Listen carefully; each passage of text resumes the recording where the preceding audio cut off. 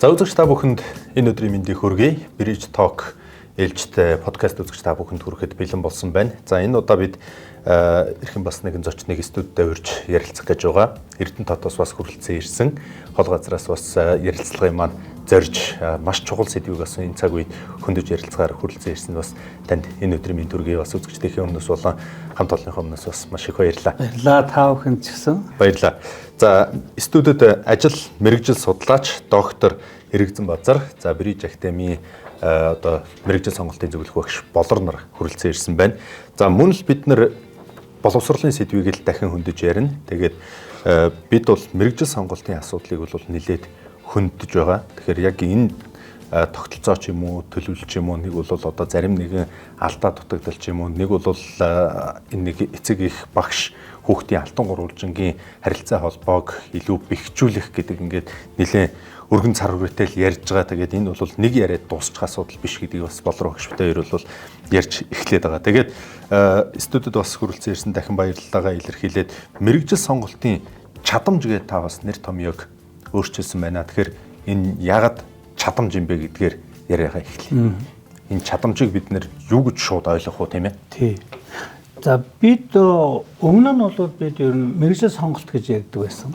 За тэгээд ер нь зар мардаа ч гэсэн хэрхэн мэргэжлээ зөв сонгох вэ гэж. Одоо ч гэсэн тэгж явж байгаа.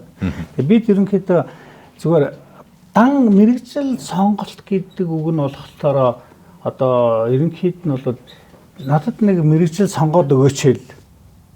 Би одоо би нэг юм мэргэжил сонгох гэж байна. Энэ дээр нэгэд зөвлөгөө өгөөч, дэмжлэг өгөөч. Нэг сонголт хийх гэж байгаа юм дээр л ярилцаад байгаа сэдв. Өөрөөр хэлбэл одоо нэг гурваа сонгож байгаа бол нэгийг сонгоод өгөөч гэдэг юм. Эсвэл надад нэг сонголт өгөөч л гэдэг. Тэгэхээр яг энэ үе нь болохоор нөгөө хөдөлмөрийн зах зээлийн одоо хиймэл уяахан гараад ирсэн байна. Одоо ингээд автоматжуулалт, робот техник бий болоод ирсэн байна. Тэгээд нийгэм маань нөгөө өөрчлөгдсөн үед нь тухайн цаг үед хэрэгжижсэн юм одоо жоохон өөрчлөлт ороод ирж байна. Яагаад гэх юм бол өмнө нь яаж исэн гэхээр тодорхой нэг мэргэжил сонгогчдод лавл тэрүүгээр ингээд тэтгэврт гацдаг байсан. Тэгээ нийгмийн өдрийн зах зээл дээр тийм өөрчлөлт байхгүй бол явхтай олон улсын байдал бол нэг ажлаа бол 4-5 сольдог, одоо Европын орнууд бол 10 гаруй сольдог гэсэн тийм судалгаа байдгийг. Гэхдээ ер нь манай энэ сас орнууд бол нэг хайхад ажлаа солиор идэв байсан бо. Гэтэл энэ тэр үг нь одоо болж исэн. Гэтэл одоо яагаад чадамж гэдэг үг ороод ирв гэхлээрэ тэр сонголт хийх одоо чадвар нь, чадвах нь, чадамж нь хэр зэрэг байна гэдгийг чухал. Яагаад тэгэхээр чинь энэ сонголтыг болоод штэ урд нь нэг удаа л хийдэг гэж ойлгож байсан.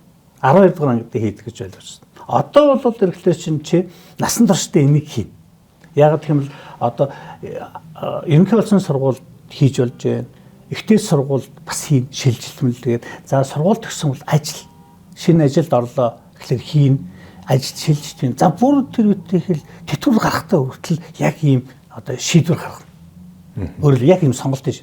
Тэгэхээр тэр шийдвэр гаргаад байгаа тэр аргачлал их чухал болчиход байгаа одоо. Тэгэхээр урд нь бол нэг бэлэн одоо юм өгөө чи энэ мэргэжлэрээ яваа гэдэг байсан бол одоо энэ цагийн үед бол айгүй олон ур чадвар хоорондоо холилдсон нэг хүн бол 2-3 мэргэжлийг хослон ирэх боломжтой болчихсон хиймэл гараад ирсэн үед нөгөө биднээс хэрэгжилж исэн үг хэллэгч өөрчлөлт ороод тухайн хүн өөрөө би шийдвэрийг яаж гаргадаг юм бэ гэдэг нь чухал болчиход байгаа. Тэ? Тэгэхээр тэр шийдвэр гаргах чадвар нь чухал болохоос тэр сонголтын дээр бол асуудал байхгүй. Яг тэр чинь дахиад би сольж болно шүү дээ. Ямар нэг мэргэжлийг.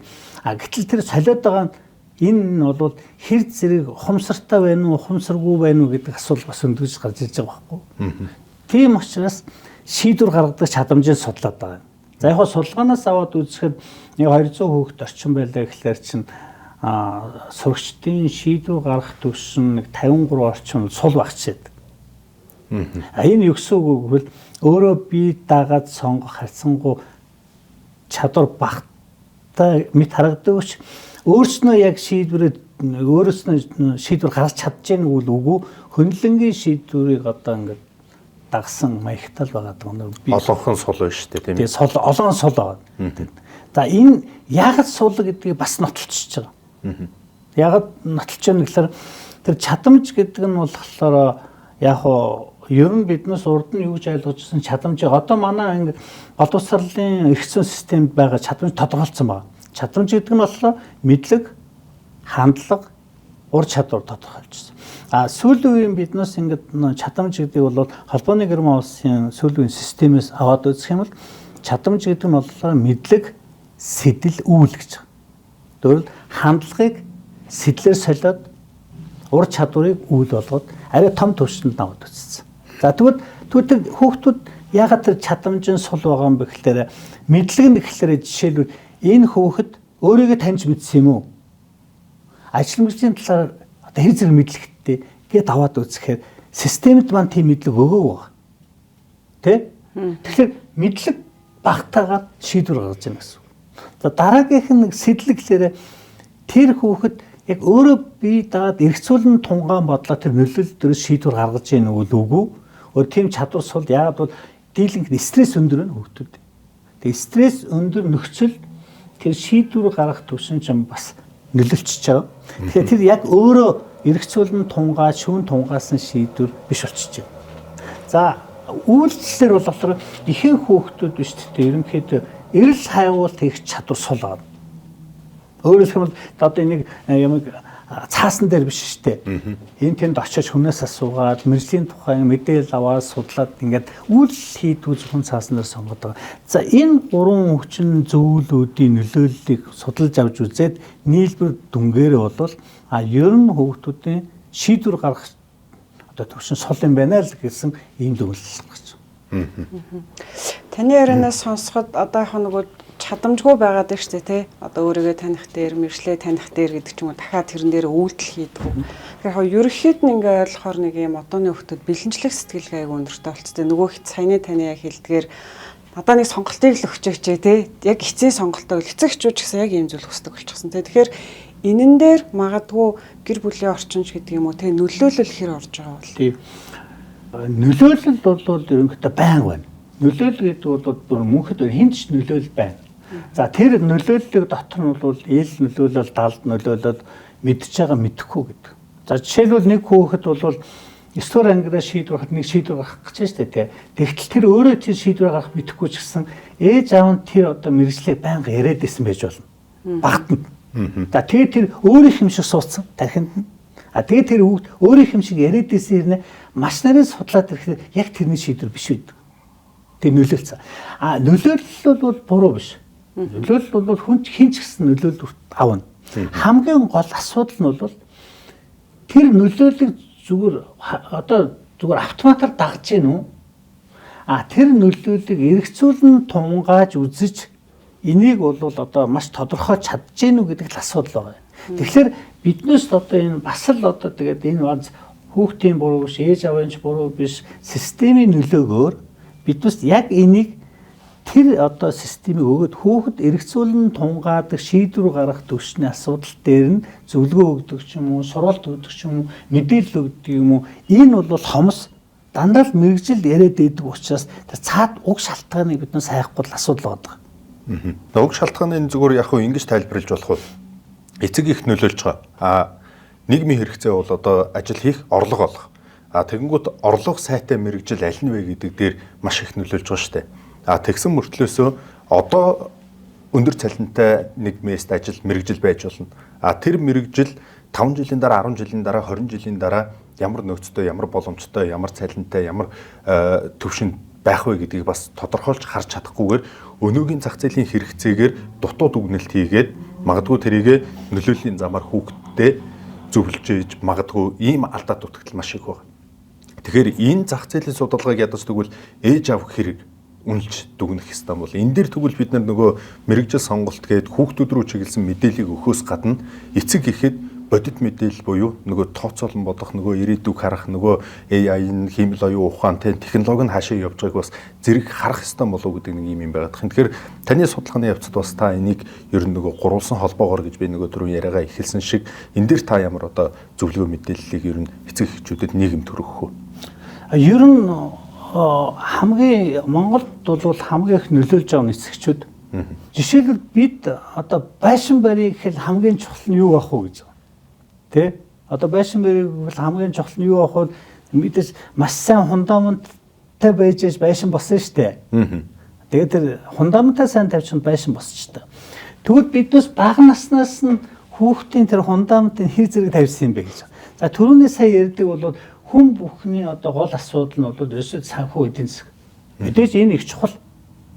Гэхдээ энийг дангаар нь аваад авах юм бол одоо жишээлбэл одоо нэг зүгээр л мөнгөний төлөөс хөөж яваад ингээд тэр бомтон болчих юм бол тэр дараа нь юу аах вэ нэг сэтгэл нь одоо нэг юм хэцүү л болно шүү дээ.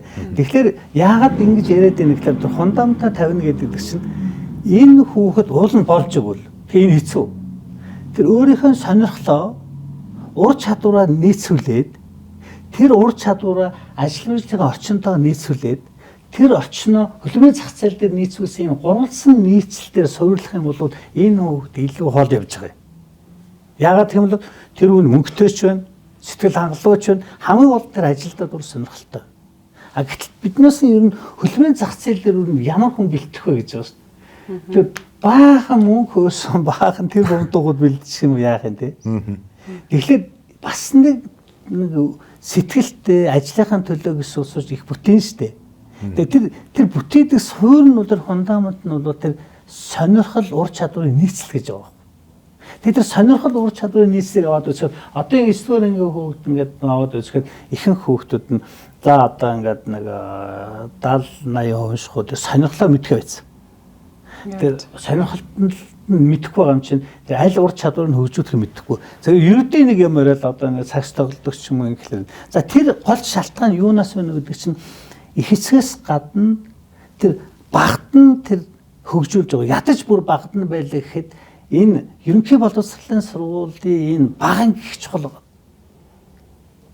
Одоо энийг одоо тэр хөгжилтэйгээд одоо жишээлбэл орно шүү дээ. Энэ Япон байна. За одоо Японы судалгаа аваад үзье л дээ. Японд бол одоо энэ нэгдүгээр ангиас нь эхлүүлээд тийм пассворд хөтлөж байгаа. Хүүхд бүхэнд пассворд хөтлөж за тэр нь цаасаар онлайнаар. Тэгээ тэр өгдөл датагууд нь цуглуулдаг ш багш нь. За энэ хүүхд ийм юмтай сонирхолтой. За энэ сонирхолтой юм байгаад энийг одоо ингэж хөгжүүлээд тэр эцэгчүүд нь зөвлөд. Тэгээ тэр багаасаа тэр хүүхдэд чинь ингээд нөгөө сонирхолтын ингээд хөгжүүлэхээс гадна ингээд судлаад байна шүү дээ. Хөгжүүлээд байна. Тэгээ энэ хүүхд чинь ингээд нөгөө дунд ангид ороод ирэн гут чинь тэр сонирхол нь баттай болоод тэгээд ахлахангад ороод энэ сонголт хийх шаардлага байхгүй ч тэр мэрэгжлийн зөвлөгөө шаардлага болохгүй шүү. Тэр ойдлчин яваад сэтгэлтэй инженерээ яваад байна. Мэдээж нийгмийн нөлөөлөл байгаа гэдэг болоош. Тэгэхээр энийг одоо тийм системээр нэгж хийхгүй болоод ирэхлээр чи би зүгээр хүүхдүүдийг хайж болохгүй болчиход байгаа байхгүй юу? Судалгааг ингээд аваад ямар ч судалгаа аваад үзэхэд ер нь чи сонирхлоо мэдэж гэнэ үү? Сонирхолтой дүүцэн ур чадвараа хөгжүүлж гэнэ үү гэхэлэр чинь манад нэгдүгээр энэ л мэдлэг байхгүй бас орчин байхгүй.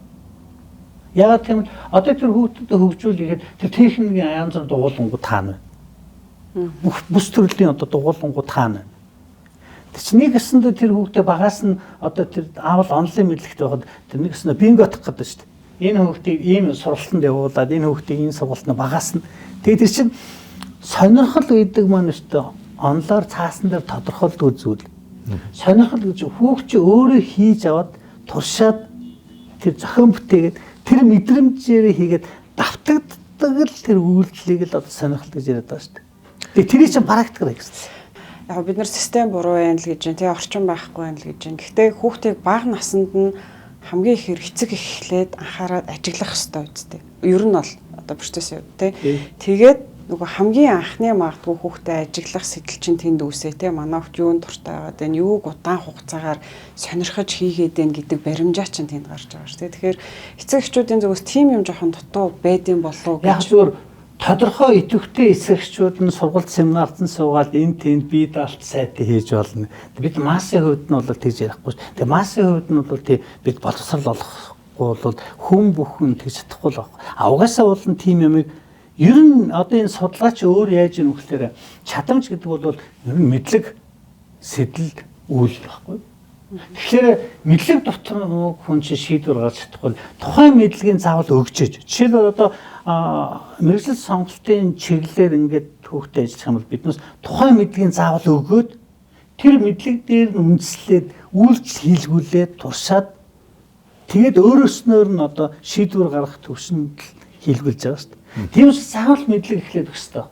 Тийм. Гэхдээ одоо тэр юу гэдэг шийдвэр гаргах сонголт ч гэсэн заавал ингээд нэг өсвөр наснд ирснээр биш бага наснд ч гэсэн маш их шийдвэртэй тулгарч байгаа шүү дээ. Гэтэл бид нар одоо эцэг эхчүүдийн өмнөөс би зүгээр хэлэхэд бид нар яадаг вэ гэхээр их ихтэй ингээд хүүхдүүдэд шийдвэр гаргах боломжийг хязгаарлалчаад тэгээ яг нөгөө хамгийн чухал насан дээр ирэхээр чи шийдвэр гаргаач гэдэг. Тэр хүүхд чинь тэр мэдлэг чадвар багаасаа суугаагүй тийм ойлголт байхгүй бараг бүх шийдвэрийг бид нар өмнөөс нь гаргаад үйл явцтай ингээ бүр өсвөр нас хүртэл үргэлжилсэн байгаа шүү дээ.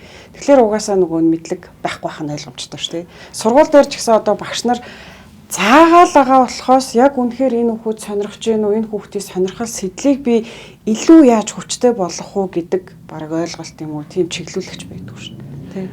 Тэгэхээр энэ хоёр үндсэн ямыг хөндөд байна. Нэгдүгээр энэ хүүхдийг багаас нь хэрхэн чөлөөтэй ярилцуулах вэ гэж. Тэгээ манай ерөнхийдөө боловсрол системийн ихэнх нь нэг л үйлчлэлийг зөв гэдгийг л бол тодтгоо шүү дээ. Жишээлбэл одоо нэг дээр нэг нэмэх хэдүү гэхлээр чинь ганцхан л үйллээ шүү дээ. Тэгээ маргах юм бол асуудал байгаа үстэй тий. Тэгтэл хинч одоо нэг дээр нэмээ 3 ч гэдэг юм уу 4 ч гэдэг юм. Аль энэ зүгээр нэг дээр нэмсэн тоо биш л дээ. Багаас нь ингээд нөгөө өөрөө ямар нэгэн 3 дахь хувилбарыг хийдэг, 2 дахь хувилбарыг хийдэг чөлөөтэй тийм ярилцлагын системийн энэ систем ч бас тийм сайн хөгжүүлчихгүй байгаа шүү дээ. Тэгэхээр хүүхдүүд нөгөө өөрийнхөө санаа бодлоо айц төрөөд шүү дээ. Энэ шийдвэрт нөлөөлөд. Энэ чинь яванда юунд очиж гин үү гэхээр би дагаа шийдвэр гаргахаас хайгаад байгаа байхгүй. За сая би өсгөл худалдаан дээр утсанд нэг ахлагангийн нэг охин тэгжлэн л да. Чи мэргэжлээ сонгосноо гэсэн чинь уг нь би сонгоцсон. Би өөрөө бол одоо сэтгэл судлалын чиглэлээр сонголт хийсэн. Уг нь сонирхоод байгаа. Ээж аав маань шүдний эмч бол гэдэг гэдгсэн. Тэгээд чи яг чиний бодлоор одоо чи аль сонголтыг хийхийг хүсэж байна гэдгсэн чинь би ээж аавын сонголтыг би дагна гэж. Чи өөдрөө мэргэжил сонгоод чи өөрөө сонирхолтой юм биш гэсэн чинь би хариуцлага хүлээхээс айж. Тэгээ энэ ихвчлэхийн олон сонголтууд биш үү. Тэгээ бид нөө багаас нь хөөхтөр нөө хариуцлага хүлээгээд тэр чадамжийн их олгоогүй байсан учраас нөө ихэнх нь тэр ээж авахын тэр эцээц энэ хүмүүний өмнө сонгочихсон шүү. Тэ хариуцлага хүлээген сонгож байна. Хоёрдугаарт нь тэр хувилбаруудыг биднээс бас ингээ багаас нь хязгаарлаад байна шүү дээ. Бол энэ нэг л сонголт байдаг гэхээс биш 2 дахь 3 дахь сонголтын маргааны үүсгээд байна шүү дээ. Энэ бүх байдал чинь одоо тэгээд 10 жил түрээд ирэхлээр ч одоо сургалтын дээр янз бүр асуухгүй ч байх ч гэдэг тий. Ер нь өөрийнхөө мэдлэгээ өгөхгүй гараад ирэхлээр чи биеинээс ичээ зовоод нэг хэмэглээ буруу юм хийгээ ингэж чинь. Жишээлбэл одоо ингээд сургалтын явцад ингээд 120 хүүхэд байхад би хүүхдэд асууж байгаа юм л доо. Ингээд чиний сонирхол юу вэ?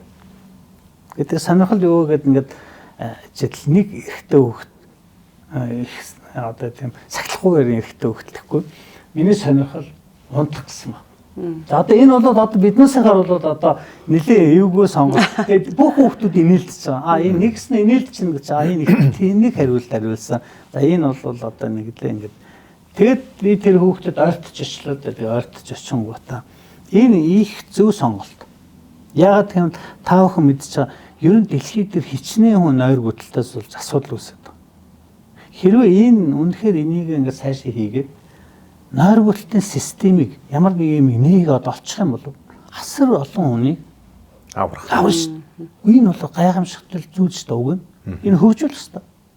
Гэт ингээд тайлбарлаад ирэнгуут чинь нөгөө нэг дээр нэг нэмэхэл 2 гэдэг байсан үзэл бодол чинь арай өөрчлөлт хөөгдөж энэ ч бас зөв юм байна шүү гэд дараагийн хувилбарыг чинь хүлээн зөвшөөрж эхэлж шүү дээ. Яг наадхан дээр чинь бананыг найруулагч бас тэгдэг байсан. Их найруулагч нар угаасаа ингээд нэг байхгүй юм их хийс үрлэж тооцоолж өрдөг хүмүүс ч дээ одоо ингээд товчхондоо гэх юм бол тэгээ одоо бид энэ цаасыг бариад та энэ цаанаас барьж та. би ингээд татгал шууд танд үйлчилж байгаа биз? Тий. Гэрлийн хурдыг бас таталцлын хуулиар ингээд зүгээр ингээд яг ингээд тайлбарлаад байгаа байхгүй надад. Яг гэрлийн хурд хэмжээд байгаа юм те. Тэгвэл энд ингээд татхад тань ч гэсэн нөлөөлж Тий. байна. Тэгвэл нарны ч юм уу нар саран дээр энэ үзүүр байгаад эндээс татхад тэнд шууд үйлчлэх гэдэг нь шүү дээ. Яг л энэ гэрлийн хурдыг ингээд тайлбарлах. Нөгөө талдаа болохоор юу гэдэг вэ гэхээр бид нар зүгээр ингэж чөлөөтэй сэтгэе. Тэгээд нэг дээр нэмэх нь нэг л байхгүй юу гэж хэлж байгаа байхгүй. Тэгэхээр чи яагаад нэг гэж бодож байна гэхээр би ингэ бодож ирсэн. За нөхрийн философи юм чинь гингүүтэй. Үгүй юмн дээр юмыг нэмэх юм чинь нэг л болно шүү дээ. Энэ усыг би ингэ таны аягтай ус руу хийвэл нэг л ус болно гэд гисэн чинь үгүй яг бас дөхөж ирж гин гэд ингэжсэн байхгүй. Тэгэхээр нөгөө үзэх үзэл буюу таньж мэдэх магадгүй өөр өнцгөр тайлбарлах гэдэг ийм бүтээлч сэтгэлгээг бий болгохгүй бол Монголд одоо юу гэдэг энэ технологийн өндөр хөгжилтэй улс орнуудын энэ лидер зохион бүтээгчдтэй тэмцэх, өрсөлдөх, зах зээлтэй тийм одоо Монгол оюун ухаан хизээ төрөх юм бэ гэдэг нь. Байнгын бид нар ингээ гүйцэтгэгч байгаад ах юм уу? Зүгээр л нэг ажил хийх ёстой, нэг ажлын төлөө төрсөн нэг бие мах бод байх юм уу гэдэг имийг бид нөгөө сэтгэж эхлэхгүй болвол бас болохгүй цаг үе ирээд байна гэж. Нөгөө AI ингээ хөгжиж байгаа ч. Гэхдээ одоо залуучуудын үе бол сайхан болцсон байна. IT-ийн программист те энэ салбар дээр ингээ код бичих тал дээр, энэ хакерийн тал дээр, оюун ухааны тал дээр өндөр сайхан үзүүлэлтүүд гаргаж байна. Энэ бол үнэхээр сайшаалтай эерэг мэдээлэл. Энийг дэлгэрүүлэх хэрэгтэй байна. Тэгээд дахиад нэг би point хэлэх гээд байгаа нь юу юм гэхэлэр за би эмч мэрэгжилт. Тэгтээ хүүхдээ бас эмч болох гээд. Тэгтээ зүгээр л би эмч болгомооргүй. Ээж аавууд дээр би одоо анхаарах зүйл нь чи эмч болгож байгаа бол таны саяны хэлдэг шиг те нэг ийм зүйлийг нээгч гэдэг мессеж өгж ийж нэг дэвшил тавьчихгүй бол зүгээр л нэг шүдний эмч болоо зүгээр нэг гооцлын эмч болоо зүгээр нэг ерөнхий эмч болж бас болохгүй болчиход байна гэдэг имийг л бас ингээд эцэг их маань ойлгуул инженер нь байна уу аль ч салбар байсан те сая яг таны тайлбарладаг шиг нэрээ нойрог хөдлөөрөө ямар айхтар өвчин байгаа вүлээ гэдэг бид нэр энэ нөгөө далд тахал гэдэг имийг ингээд бид нэр өвчлөлийг хавдрал гэж яриад байгаа болохоос биш энэний цаана бид нар бас энэ стрессийн бухимдлын шал бидний харахгүй байгаа анзаарахгүй байгаа маш том зүйл ирээдүйд ямар цар тахал болохыг бид нар мэдэхгүй байгаа шүү дээ. Тэгэхээр яг ийм бүтээлч сэтгэлгээтэй бас ээж аауд нь байгаасаа гэдэг нэг саналыг бас энд хэлмээр байна. За одоо юу вэ гэхээр ер нь энэ төөрөгдлөөс тэгвэл одоо хаанаас нь гарах юм? Одоо ингээд таны ингээд аваад ирсэн энэ аргачлалын системүүдийг харах юм бол үзэгчд байтугай бас би ингээд харах юм бол төрөх гэдэг байгаа байхгүй. Тэгэхээр биднэрт нөгөө таны хэлээд байгаа систем буюу дистарал хэрэгтэй байна. Эренблэх хэрэгтэй байна гэж тийм нэн төрүн нэн шаардлагатай ээж аав нь яах юм? Хүүхэд яах юм гэдэг дээр та зөвлөж. Одоо бид нар бол ингээд ахлах ангируул төвлөрөөл ингээд тийм яна одоо юуг төгслөө, оюутан боллоо. Нөгөө сургалтын төлбөр гэж л стресс аваад байгаа болохоос биш ямар мэрэгчлэлтэй болгоод хэн болгоод хаана боловсон өвчин бэлтгэх вэ гэдгээ эрен бэлэхгүй байгаа. Тэгэхээр яг одоо нөгөө миний эдийн засаг тулгарч байгаа зүйл бол хаан сургандаа хэдэн төгрөгийн төлбөр өгөндөө одоо төлбөрийг хийхгүй бол гэдэг энэ нийгмийн нэг юм үзэгдэл байгаад. Тэгээ энийг та эренблээд хизэнээс энэ стрессээс гарах хэрэгтэй. Ээж аав хүүхдтэйгээ хамт стрессчлээ шүү дээ. Тий. Ерөөсөө бол цаашдаа биднээс хол явъя гэх юм бол ер нь биднээс тэр системтэй хүүхдийг ядаж одоо тэр дунд ангиас нь эхлээд тэр сонирхлыг өдүүлсэн янз бүрийн үйл ажиллагаа хийх юм байгаа. Эхлээд яг бол тэр үед их амархан байна л да. Тэгээ дунд ангидаа бол их хүүхдүүд их ойр байна шүү дээ. Сонирхлын ойр. Мэдээж биднээс олон юмд ингээд боломж байхгүй. Гэсэн хэдий бол одоо тийм. Тэгэхээр тэр сонирхлыг өдүүлээ тэр фундаментыг тавиад тэр фундаментын дээр үндэслээ шийдвэр гаргах юм бол их боломжийн төрсөн тэгхгүйгээр биднээс өөр төрсөн рүү очиод зөвхөн мөнгө тийм үү гадаа талыг хараад ирэх юм бол асуудал үүсдэг гэдэг нь бол одоо энэ судалгаагаар харуулдаг байгаа учраас ер нь хүүхдийг багт нь хэрвээ сонирхлыг өдөөчих юм бол нөгөө ахлах ангид нь нэлээд хэцүү болж байна. Яг бол ахлах ангид нь биднээс айгүй олон шалтгаанаас судалж штэ. Сонирхлыг олж өдүүлэх гээд. Тэгэд энэ нь юутай холбоотой юм гэхээр түрүүний хэлжээдэг юм дахиад үйлчлэх болохгүй. Бид ингээд хүүхдүүдээс тийм хариуцлагатай шалгуусууд байна. Тэ? Хамгийн гол нь ээж аваад нь бас нэг одоо биднээсийн одоо уруу нөлөөлж ирсэн зүйл юм. Ерөөс энэ хүүхдийг үйлдэл хийхээс нь чөлөөлөд ерөөсөө хичээлээ гэдэг маань дандаа цаасан дээр сонголт хийлгүүлэх л хүчээр тийм оруулчихсан. Тэг яг л нэг замаар тий. Ерөөсөө тэндээсээ гаж явж байгаа чи мэрэгжлээ сонгол. Тэгээ тэр хүүхд чинь цаасаараа нэг одоо жишээлбэл нэг хоолны газар очиж ирчээд меню сонгож штэ. Тэгээд энэ хоол идэ би энэ хоол идэ. Зургийг хараа сонгож штэ. Тэр амтны ямар юу ч мэдэхгүй тийм сонголт хийж штэ. Энэ нь яаж юм гэхээр одоо энэ судалгаач нь штэ мэдлэг сэтэл үйл гэж байгаа. Тэгээ ер нь Монгол хүүхдүүдийн гол сул тал үйлдэл байхгүй. Айгуу сайн мэдлэгтэй байна. Айгуу гоё өөрөө сэтэл сайн байна. Ингээд байна. Тэгээ тэрийг хязгаарч хийдэг үйлдэл байхгүй. Бодоол гоё төсөөлөл явж идэг тий. Тэр нэг гараад ич, сулгаа гараад ич. Тэг хийхгүй байна гэдэг юм тэр бол ерөөсөө цаасан дээр сонголт хийж байгаа. Тэг тэр бол болохоор ерөөсөө тэр үйлдэл татаж оруулах асуудал маш их чухалцсан байна. Тэгэхээр ерөнхийдөө тэр Японы сургуулиуд чинь тэгээ яагаад энэ хүүхдүүдийг үйлдэл рүү оруулаад юм хийлгүүлээд ингээд хийлгүүлээд бүтээлч ажил хийлгдэг тийм систем рүү оруулахгүй болохгүй болчихдог.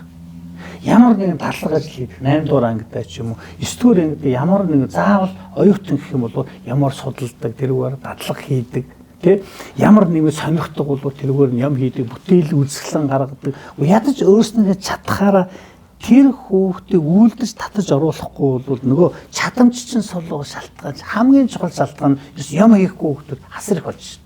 Биднес ч ерөөсөө ингээд нөгөө хүүхдүүдээ бол ерөөсөө цоо бүх юмнаас нь чөлөөлөд ганц хичээл дээр суулгач. Хичээлээ сайн байвал болчихсон гэж байна шүү дээ. Тэгээ одоо ингээд 10 жил ингээд ахлангийн хүүхдүүдэд амьдралын зорилго юу гэдээ асууж байгаа юм л да. Амьдралын зорилго юу гэдэг ихэнх нь бол нээшин шалгалт өгөх. 800 оноо. Тэгээ энэ сошиалын нөлөөч хүүхдүүдэд ер нь амьдралд нээшин шалгалт маш чухал ашиглалттай шүү гэсэн мэдээлэл өгчөж шүү. А гэтэл хөдөлмөрийн зах зээл дээр бол хүмүүс өөр ур чадвар шаарддаг шүү дээ. Тэ? За тэр ур чадварыг чинь аль аль нь өгөхгүй байгаа тэгэхээр чинь ажилгүйдэл чинь байсаар байгаад байна шүү дээ. Тэ? Одоо биднээс энэ хандлага өөрчлөгдөхгүй бол хийлгэхгүй бол юм үйл хийлгүүлэхгүй бол хөгждөг юм а гэдэг бид харж шүү дээ. Тэ? Тэрээс нэг хэсэг биднээс ч ерөөсө чөлөөчлөж бүгдээ. Хичээлээ. Ямар нэгэн одоо үйл хийдэг юмнаас нь чөлөөлөд байгаа чинь асуул. Тийм учраас тэр чадамжийг сайжруулна гэх юм бол ерөөсө биднээс сургалтандаа ч гэсэн яа хүүхдээ заавал хийлгүүлдэг. За жишээлбэл чи нэг эмч нэрсээ сонгосон бол чи энд хэдэн хүнтэй ирсэн юм чи. Тэмдэглэг дээр яаж очив? За тэр подкастыг сонссон юм уу? Чи өөрөө энийг судал. Тэгвэл хийлгэх хэрэгтэй. За чи инженер болсон юм бол тэр хүнтэй уулз, инженер хүнтэй уулз тээ. Ингээд энэ аюу олон жижиг үйлдэлүүд хийлгүүлэхгүйгээр цаасан дээр сонгочоод 4 жилийн дараа би миний байх газар биш юм биш үү? Тийм яг зөв. Тэгэхээр яг таны ярианаас үндэслээд бас ингээд би өөрийнхөө ч гэсэн ажиглал туршилтаас ингээд харахад мэдээж одоо хүүхдийг ийм үйлдэл хийх сэдлийн төрүүлэхэд маш чухал нөлөөтэй юм бол би эцэг их багш гэж хараад байгаа байхгүй. Гэтэл нөгөө нөлөөлөх ёстой хүмүүс маань өөрөө таны хэлдгээр хэр чадамжтай байх вэ? Яг зөв. Тэр байхгүй. Тэр байхгүй. Мэддэг хэдий юм аа нөгөө түлхээд байгаа хүмүүсүүд нь ойлгомжтой шүү дээ. Эзэн биеийн хажуутай шүү дээ. Тэр ээж аав тийм үү? Ээж аав нь гинт өдрөө басан гоо энэ чиглэл зүгээр юм байна гэж явж. Нөгөө монголчин шүү дээ. Уулуур хоорно. Дээр нь үйлчлэгийн. За тэгэхээр тэр уулуурхан чи инженер техникчлэн баг болчих. За дээр дэлхийд тэр чигээр AI гэж яриад шүү дээ. Тэр төсч байгаа дөрвөн орчим хувь IT чиглэлийг төгсөд шүү дээ. Тэр инженерийн чиглэл. Тэг бид чинь одоо нэг ингээд мэдж байгаа юм бол ингээд хүүхдүүдэд ингээд шахаад зөвлөд байна шүү дээ. Тэр арай өөр зүйлүүд зөвлөхгүй. Тэг энэ нь бол хөдөлмөрийн зах зээл яг бодит статистик судалгаанаас харагдаад байгаа юм л да. Яг бодистой. Тэгэхээр ерөөсөө хүүхдийг зөв аргачлалаар зөв судалгаатай хийхгүй бол болохгүй болчихж байгаа. Тэгээд ерөн сургалт ямар сургалт зөв байдгүй гэхээр тэр сурж байгаа хүүхдүүд эхлээд хэмжих хэрэгтэй байхгүй. Хэмжсэн юм л өөрчлөө шүү. Тэгэхгүй одоо би 20 хүүхд авчраад бүгдэнд нэг юм заргаад ах нөгөөх нь мэдчихэд нөгөө ижил мэдлэгийг хүүхдэд өгөөдөж болох. Тийм учраас энэ сургалт яадаг гэхээр эхлээд хэмжиж оншилж байгаа. Одоо энэ хүүхд ямар юу дутагтаад байна? юун дээр болохгүй проблем байна. Тэгээд тэр оншилт судалсан дараагаар энэ хүүхдэд ийм арга хэрэгтэй, энэ хүүхдэд ийм арга хэрэгтэй гэд тэрний тохируулсан аргачлалаар заагаад тэрийг ээж аавтай холбож өгөөж яваад за ийм байж шүү гэдэг ийм зүйл рүү ороод хэмжихгүйгээр бид бол ерөөсөө нэг л ямиг бүгдэнд нь адилхан заагаад байж болохгүй байхгүй. Тийм учраас энэ чадамжийн суурилсан сурвалж гэдэг чинь чадамжаа эхлээ хэмжээч, мэдлэгийг хэмжээч, тэр сэтэл нь юм бэ, стресс нь хаана байна. Тэр энэ үйлдэл хийдэг юм уу, эрэл хайгуулах чадвар байгаа юм уу, байхгүй юм уу? Тэр залхуул гэж яриад л дээ. Тэгээд ингээд сургалтын явцаа тэрэн дээр нь ажиллаад ирэн гут чинь тэр хөвгт чинь өөрчлөгдөд байна. Хараг болчихгүй дээ гэдэг нэг юм байна. Тэгэхээр та яг энэ тоо статистикийг надад нэг ингээд нэг жаахан баримжаатай яриад хүн чинь нөгөө нэг ингээд нэг хонх жигнүүлэхлээр ингээ хардаг штэ. Тэгэхээр үзэгчд маань ч гэсэн ер нь энэ боловсон хүчин төгсөгчд тэгээ энэ сургууль хаягдал завсардалт гэдэг нэг энэ тоотоо нэг юм яриад нэг жаахан хонх цохиод тооч гэж үсгээд байна л тий. Тэгэхээр дахиад нөгөө тэр мэрэгжил сонгох чадамж дахиад ирэх хэрэгтэй болчихж байгаа юм. За тэгвэл тэр одоо биднээсээ судалгаагаар бол яг хөө ерөнхийдөө нэг 50-60 орчим бол шийдвэр гаргах төвшин бага байна гэж үзье гэж бодъё. За энэ бол нот хоримтор бол ингээд нотолж болж штэ тий. За улсын хэмжээнд бол энэ жилд нэг 45-аас 48 мянган орчим хүүхэд 12 дугаар анги төгссөн гэсэн судалгаа байд юм лээ. Жилд энэ жил. За тэгтэл тэрний нэг 60 орчим хувь нь мэргэжил сонголтын шатамж сул байна гэж аваад үзэх юм бол тий одоо буруу шийдвэр гаргах гэдэг шүү дээ. Тэр сул шийдвэр гаргах гэдэг. Тэгвэл одоо эн чинь нийлээд бол нөгөө их тоо гарч иж байгаа шүү дээ. 30 орчим мянган хүүхэд. 30 орчим мянган хүүхэд дээр ингээд шууд зардлаар хувийнхын зардлаар нь бодоод үзэх юм бол энэ их мөнгө. Тийм. За улс орны хувьд бол тэр хөдөлмөрийн зах зээлээр нь бодоод үзэх юм бол энэ хамаагүй их том тоо алдагдал үлээ шүү дээ. Байгаа шүү дээ. Тэгээ энийг яаж баталгаажуулах юм бэ гэхлээр чинь нөгөө системээ ярьж эхэлж байгаа байхгүй юу? Ягаад системээ гэвэл мэдлэг байна уу байхгүй? Тэгээ өөрийгөө таньж мэдэх тийм багаас нь олгосон байна байхгүй? Тэгээд энэ хүүхдүүд чинь шүү дээ өөрснөө айгүй нийгмийн стресс дунд байж идэг. Тэ? Тэгээд дотоодын нөлөөлөл ихтэй, ээж аавын нөлөөлөл, орчин нөлөөлөл ихтэй. Тэгээд дээр нь бол бид үйлдэл хийхгүй болгочихсон. Туршихгүй, зүхгүй, хийхгүй ийм болцсон. Тэгээ энэ бол суд чинь яг ингээд зөв юм уу сонгож чадахгүй гэдэг нь түрүүний нөгөө жил 30 гаруй мянган ихтэй сургууль төгсөж. Тэрний чинь нэг 10 орчим мянган нь болоод одоо бизнес хөдөлгөөн хууль эрх зүйн төгсөөд ингээд за дээр нь хөдөлмөрийн зах зээлийн нөгөө судалгаа чинь за эрэлт нь бол за одоо 90 мянган орчим байх чинь тал үн очихгүй байна гэдэг. Энэ бүх ирээд за тэгээ манай Монгол улсын эдийн засгийн чадах гэд аваад үзэхлээр чи ер нь одоо бид хөдөлмөрийн зах зээл дээр хэр зэрэг боловсон өвчин бэлтгэж байгаа юм бэ? Энийг биднээс том зургаар нь ер нь хэр зэрэг харж байгаа юм бэ? Ер нь энд хэр зэрэг хөрөнгө оруулж байгаа юм бэ гэдэг асуулт гарч иж байгаа. Хамгийн чухал юм шиг хүн гадаад орнууд чинь түрүүн биднээс хэллээ шүү дээ тэр багаас нь эхлүүлээ тэр өөрийнх нь сонирхлын өдөөгөөд ингээд бүтэн компанид ажил хийгээд үйлс татаж оролцуулаад айгүй олон тийм хийгээ. За Германд гэхлээр чи 8 дугаар ангиас нь эхлүүлээд бүр дагалтанд сургаад бүр үйлдвэр дээр нь гаргаад тэгээ бүр ингээд хамтарч ажиллаад ингээд сонирхлын өдөөгөөд айгүй олон нөхцөл нь тэнд бэлэн байна штэ. Компаниудын үе таалга нээлттэй. Тийм манад бол ингээд өмцөм хийгээд байгаас байхгүй. Тэгэхээр энэ бол тэр том зургаар нь харахгүй бол бид зүгээр жижигхэн хэд хэдэн хүүхдээ өөрчлөлт болохгүй болчихдог. Энэ нөгөө 3 дугаар курсээс үйлдвэрлэлийн дадлага гэж танилцах дадлага хийдэг чинь 8 дугаар ангиас л эхлэх ёстой юм байна шүү дээ. Ер нь механизмын хувьд бол ер нь яг хуу за бид бүр өндөр хөгжилтэй орнуудаа болиё. За болиё гэд. Гэхдээ ядаж энэ ажил мэргэжлийн чиг баримжааг ядаж энэ хичээлийг одоо мэргэжлийн төвшөнд оруулчихад аль биесээр оруулах хэрэгтэй байхгүй юу? Яг бол хөдөлмөрийн зах зээл дээр бэлтгэл гэж байгаа бол энийг оруулах хэрэгтэй байхгүй юу? Одоо энэ бол аль биесны биш зүгээр нэг төсөл хөтөлбөрөөр хийгддэг ажил болчиход байна шүү дээ. За дээр нь энэ багш нарын мэдлэг сул байна шүү дээ.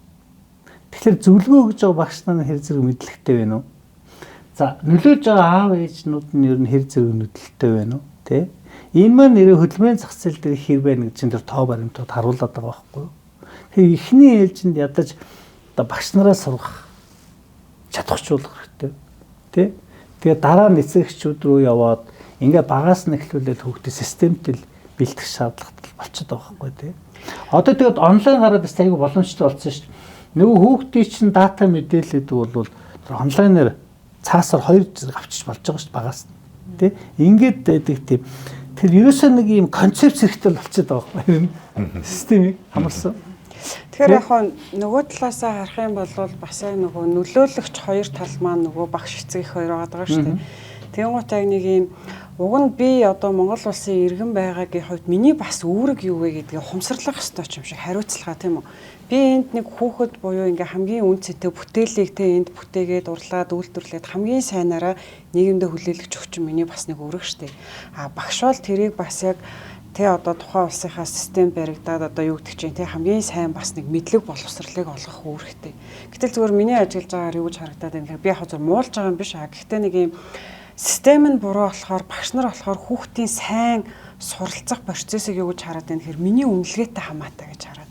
А эцэг их болохоор хүүхдэн зөв сонголт хийх нөгөө үйл явцыг юу гэж хараад байна гэхээр ирээдүйд нэг баталгаатай нэг намайг зовоохгүй амьдрчул гэдэг л өнцгөөс хараад байгаа. Тэрнээс нөгөө хэр баргийн эцэг их за хөдөлмөрийн зах зээл юу вэ? Би ч одоо хаашаа нийлүүлэх гэж байгаа вэ? Би ямар бүтээгдэхүүн нийлүүлэх вүлээ гэдгийг хэрэг бас боддог бол тэ. Тэгэхээр яалтчгүй нэг юм нөлөөлөгч нарын бас нэг юм мэдлэг чадамж тэ угаасаа сул байгаа нь харагдаад байгаа. Тэгээд нөгөө эцэг их болоод яг одоо орчин цагийн багш нарын бас нэг хандлага нь яг уу чиглүүлэхээр бас энэ айгуу чухал шүү гэдэг ойлголтыг хүүхдүүд рүү ингээ өгөөж шидээд байгаа боловч нөгөө нэг өгж байгаа чиглүүлэг зөвлөгөө маань өнгөрсөн 20 30 жил магадгүй 40 жилийн өмнөх хөдөлмөрийн зах зээлийн туршилгаараа чиглүүлээд зөвлөөд байгаа. Тэгэн гут энэ дээр чи мэдээ зөрчил үүснэ шүү дээ тий.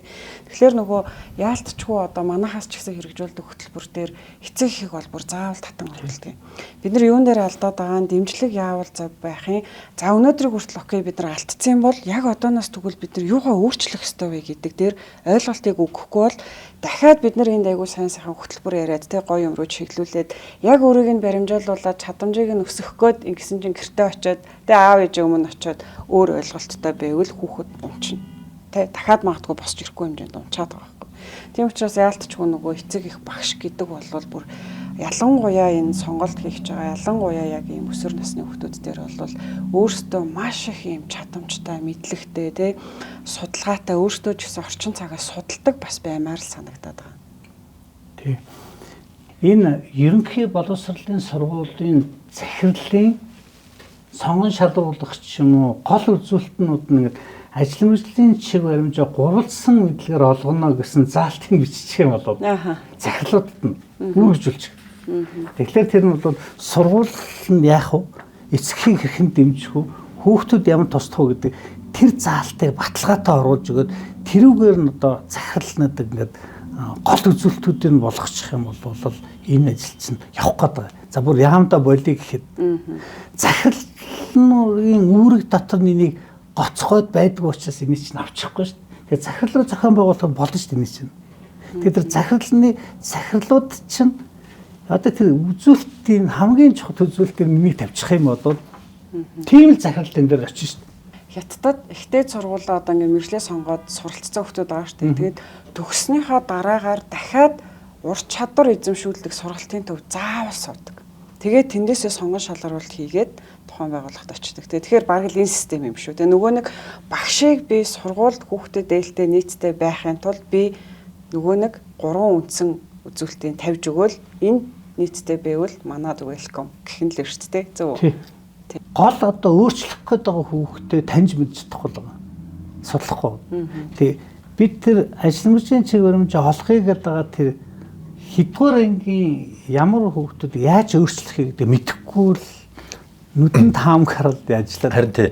Яг түрүүн би нөгөө дутуу үлдчихэж энэ нөгөө тоо баримт төр буюу за бид нэр танхимаар авч байгаа хүүхдүүдэд бол ингээд тодорхой цагийн тавиад програмын тавиад ингээд тулаан ажиллаж чинь тий.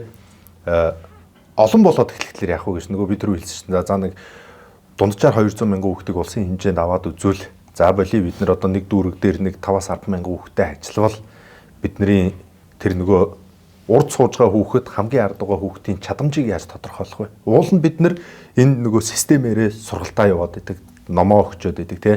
хойноос нь хүй хай гэдэг, эцэг их нь хүй хай гэрээ гिचдэг, тий багшд нь даалгавар өгчдөг.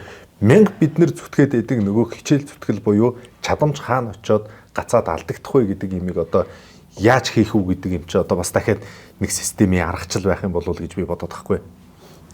Тэг яг уг нь энийг болдог бол ингэж байгаа байхгүй нөгөө улсын хэмжээнд нэг бодлого тодорхойлохын тулд тухайн объектыг сайн судлах юм бол ерөнхийдөө төвөр судалгаа гэдэг одоо жишээл 21,833 сум байна шүү дээ тий. Тэрнээс төвөр судалгаар хийгээ за жишээлбэл 10,000 орчим хүүхдүүд юм уу аваад тэд ер нь чадамж нь хэр зэрэг байна гэдэг ингээд нарийн судалгаа гараад ихлээр чинь нэг тийм үзэл бодлын баримт бичиг юм гараад ирчих байхгүй ямар арга хэрэглүүлэх маань одоо юу байна гэдэг. Тэг чи яг тэр үүш одоо тэр гол одоо тэр зорилт төлөвлөгөө судалж байгаа гэсэн үг шүү дээ. А зорилт төлөвлөгч нь асуудал ямар асуудал байна гэдэг чинь чухал болохоос бид зүгээр жил өхөрнө цаасаар юм хийгээд гараад иж болохгүй байхгүй. За тэрэн дээр анализ хийж гутал ерөөсөө аль аймаг сайн хэрэгжээд байна, аль аймагт болохгүй байна, ямар бодлого хэрэгжүүлэх юм болохгүй байна. Асуудал нь одоо сургуультай байна уу, эцэгчүүдэд байна уу, эсвэл системэнд байна уу, боловсролд байна уу гэдэг. Тэгээ нэгдсэн судалгааны анализаар биднээс цаашгаа үжил баримтлалын бодлого гаргах шаардлагатай болчихдог. Ингэж л одоо системд одоо ааж нөлөөлөхгүй бол тэр хүүхдийн асуудал ч биш, багш нарын асуудал ч биш, эцэгчийн асуудал биш болчиход байгаа байхгүй. Ягаад бол тэр нөхцөл орчин. Одоо ягаад нөхцөл нь болоод байна гэхээр зүгээр энд байгаад байгаа нэг дунд сураад ингээд байгаад байгаа хүүхдийг чинь өөр орчин. За жишээ Солонгос ч юм уу, Америк ч юм уу, Германд ч юм авчих. Тэр сөндлөн болоо сураа явчихж шít аюу сайн. Тэгэхээр энэ орчин нь өөр, нөхцөл нь өөр. Тэр хүүхэд нь ямар адилхан хүүхэд шүү дээ. Тэгэхээр тэр системэнд тэр орчин нөхцөлийг бүрдүүлэхгүй болоод ирэхлээрээ тэр хүүхэд ч өөрөө боловсруулахгүй болчиход байгаа шүү дээ.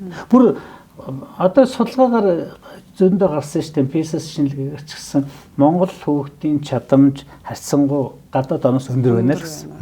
Тэр өндөр байгаад байсан хэрнээ ягаад хамгийн муу үзүүлэлттэй байгаа тий? Ягаад хамгийн муу үзүүлэлттэй байгаа. Тэг бид тэр чинь боловсруулахгүй шүү дээ. Систем болохгүй шүү дээ. Нэгдүүлж өгөхгүй байна. Бодит үйл хийлгүүлэхгүй байна. Туршлага хийлгүүлэхгүй байна тий? Ажил хийлгүүлэхгүй байна. Цаасан дээр хийгээрээ тэр яшээ оноо гэд баахан бодлого бодуулаад байна тий? Үйл хийлгүүлэхгүй шүү дээ. Манайх яг энэ саяны судалгаатай холбоотойгоор хэлэхэд яг нөгөө боловсролын систем нь топтой хийж орохгүй. Гэхдээ муудаа орохгүй дундаж төвшөнд байд юм дэлхийн хэмжээнд. Тэгэнгუთ юун жоохон сул тал болоо доошо татаад идэг гэхээр ихтэй сургуульд суралцаад боловсроо төгссөн нөгөө боловсон өвчнгүүд байгаа шүү дээ. Тэдний чадамж нь олон улсынхтай харьцуулахад 1500 нэгт хүчигддэг гэж байгаа байхгүй. Судалгаагаар хамгийн тийм дэлхий дээр ярихад.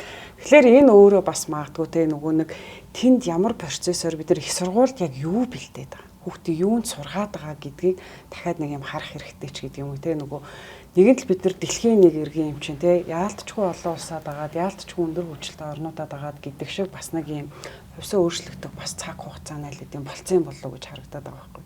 Тэгэхээр нөгөө яг нэг хүүхэд мөртлөө хоёр өөр орчинд орохоор хоёр өөр үр дүн үзүүлээд байна ш. Тэгэхээр энэ яалтчгүй орчин нөхцөл чухал байгаа гэсэн үг. Тэр сургаж байгаа систем арга барил нэг өөр байна. Тэр хүүхдийг нээхтэй одоо илүү чадамжаа гаргах боломжийг нь тэнд хангаж өгөөд юм гэсэн үг шүү дээ. Тийм. Манай сургуулиуд тийм байх юм бол магадгүй хүүхдүүд эцэг их болгон ингээл гадагшаа авах гал бүх юмаа зориулаад тий бүхэл бүтэн ингээ амьдралынхаа туршид хураасан мөнгөө магадгүй ишээ зориулаад гэдэг ч юм уу.